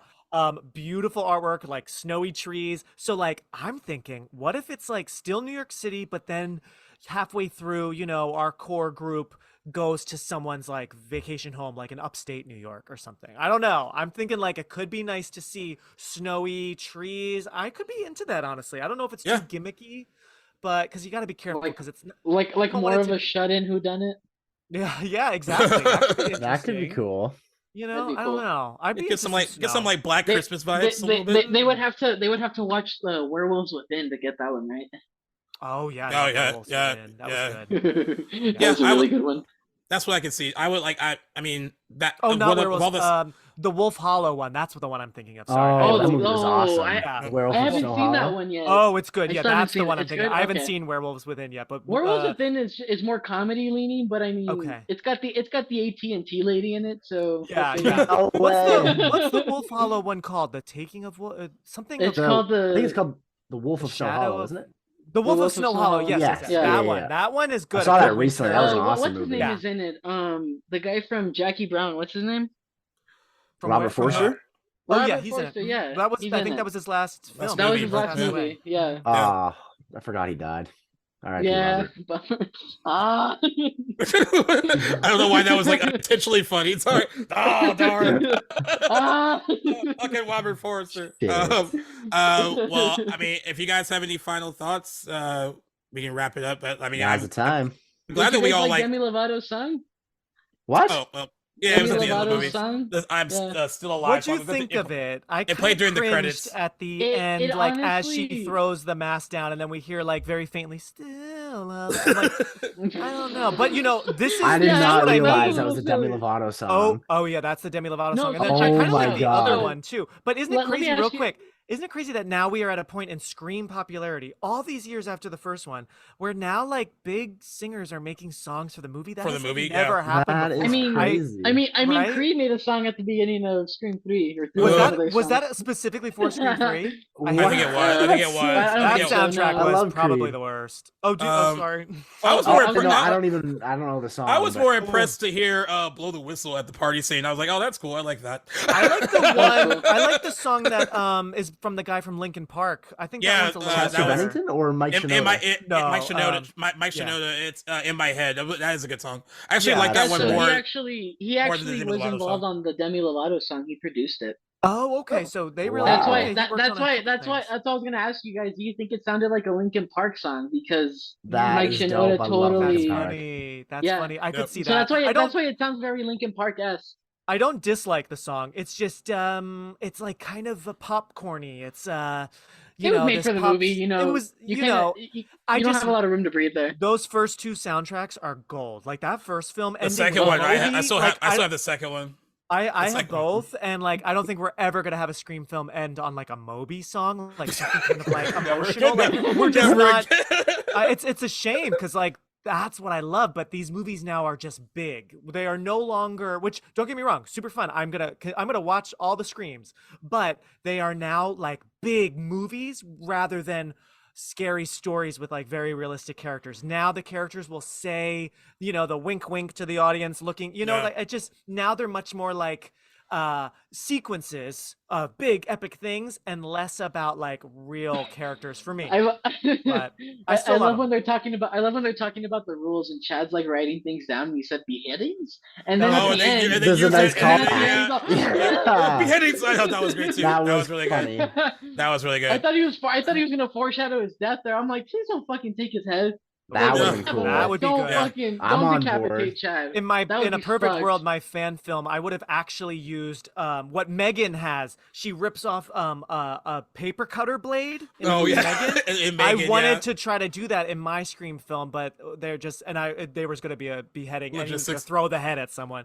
But I have no money. That would have been cool. So that was a whole extra couple thousand. Forget it. So, but that could be cool. A future Ghostface beheading. I'm into it. Yeah. Well, I'm glad that we're all still very much in on the franchise after 6 movies. Yes. I personally love seeing it as popular as ever. I mean, everyone was just. I was on Twitter like that opening weekend, and there were people that were like, "I'm seeing it for the 4th time," and it was like only Saturday last week, and like so many Like, people were like, Donnie's gonna go right after this. I know, No, right? I'm actually gonna go again this weekend because apparently Cinemark's giving out a different poster for 3D screenings. Oh, fun. Wait, yeah. Oh, there are, I like, saw no it in more... 3D. Oh, did It's not you? worth it in 3D. Okay. No, not I've at heard all. it's I liked not. it. I Oh. liked Is it it really in 3D, dark? but It's no, only the title card is the only thing that really pops out at There you. And was that's nothing Yeah, okay. to gain from it in you know, 3D. I was actually expecting more 3D out of like the subway station or something, like maybe some sort of like train pulling up or Mhm. whatever.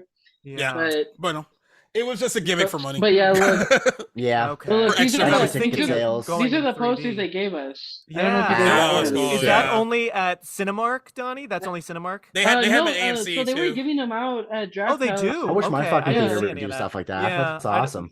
Totally. I still gotta send Gaius because he Yeah, wasn't able to get did one. they send any Oh, to yeah. Canada? They're like, no, they don't need any in Canada. Oh no, we don't get this sort of Oh my stuff. god. We're lucky to get Cineplex I'd be- magazine. Where in Canada are you, Jackson? I am as far east pretty much as you can get. I'm in New Brunswick. So where are you Oh. from, Mark? I'm in Kittery, in Maine. So we're I'm not all above- that far apart. Oh, we're not. Yeah. Cool. Mhm. Cool. Well, I mean, I'm we're all still the a few way down hours in- away, I'm definitely. all the Right. way down in good old Texas, so Oh, I'm way yeah. far from you guys. Yeah. Yeah. We're all spread out.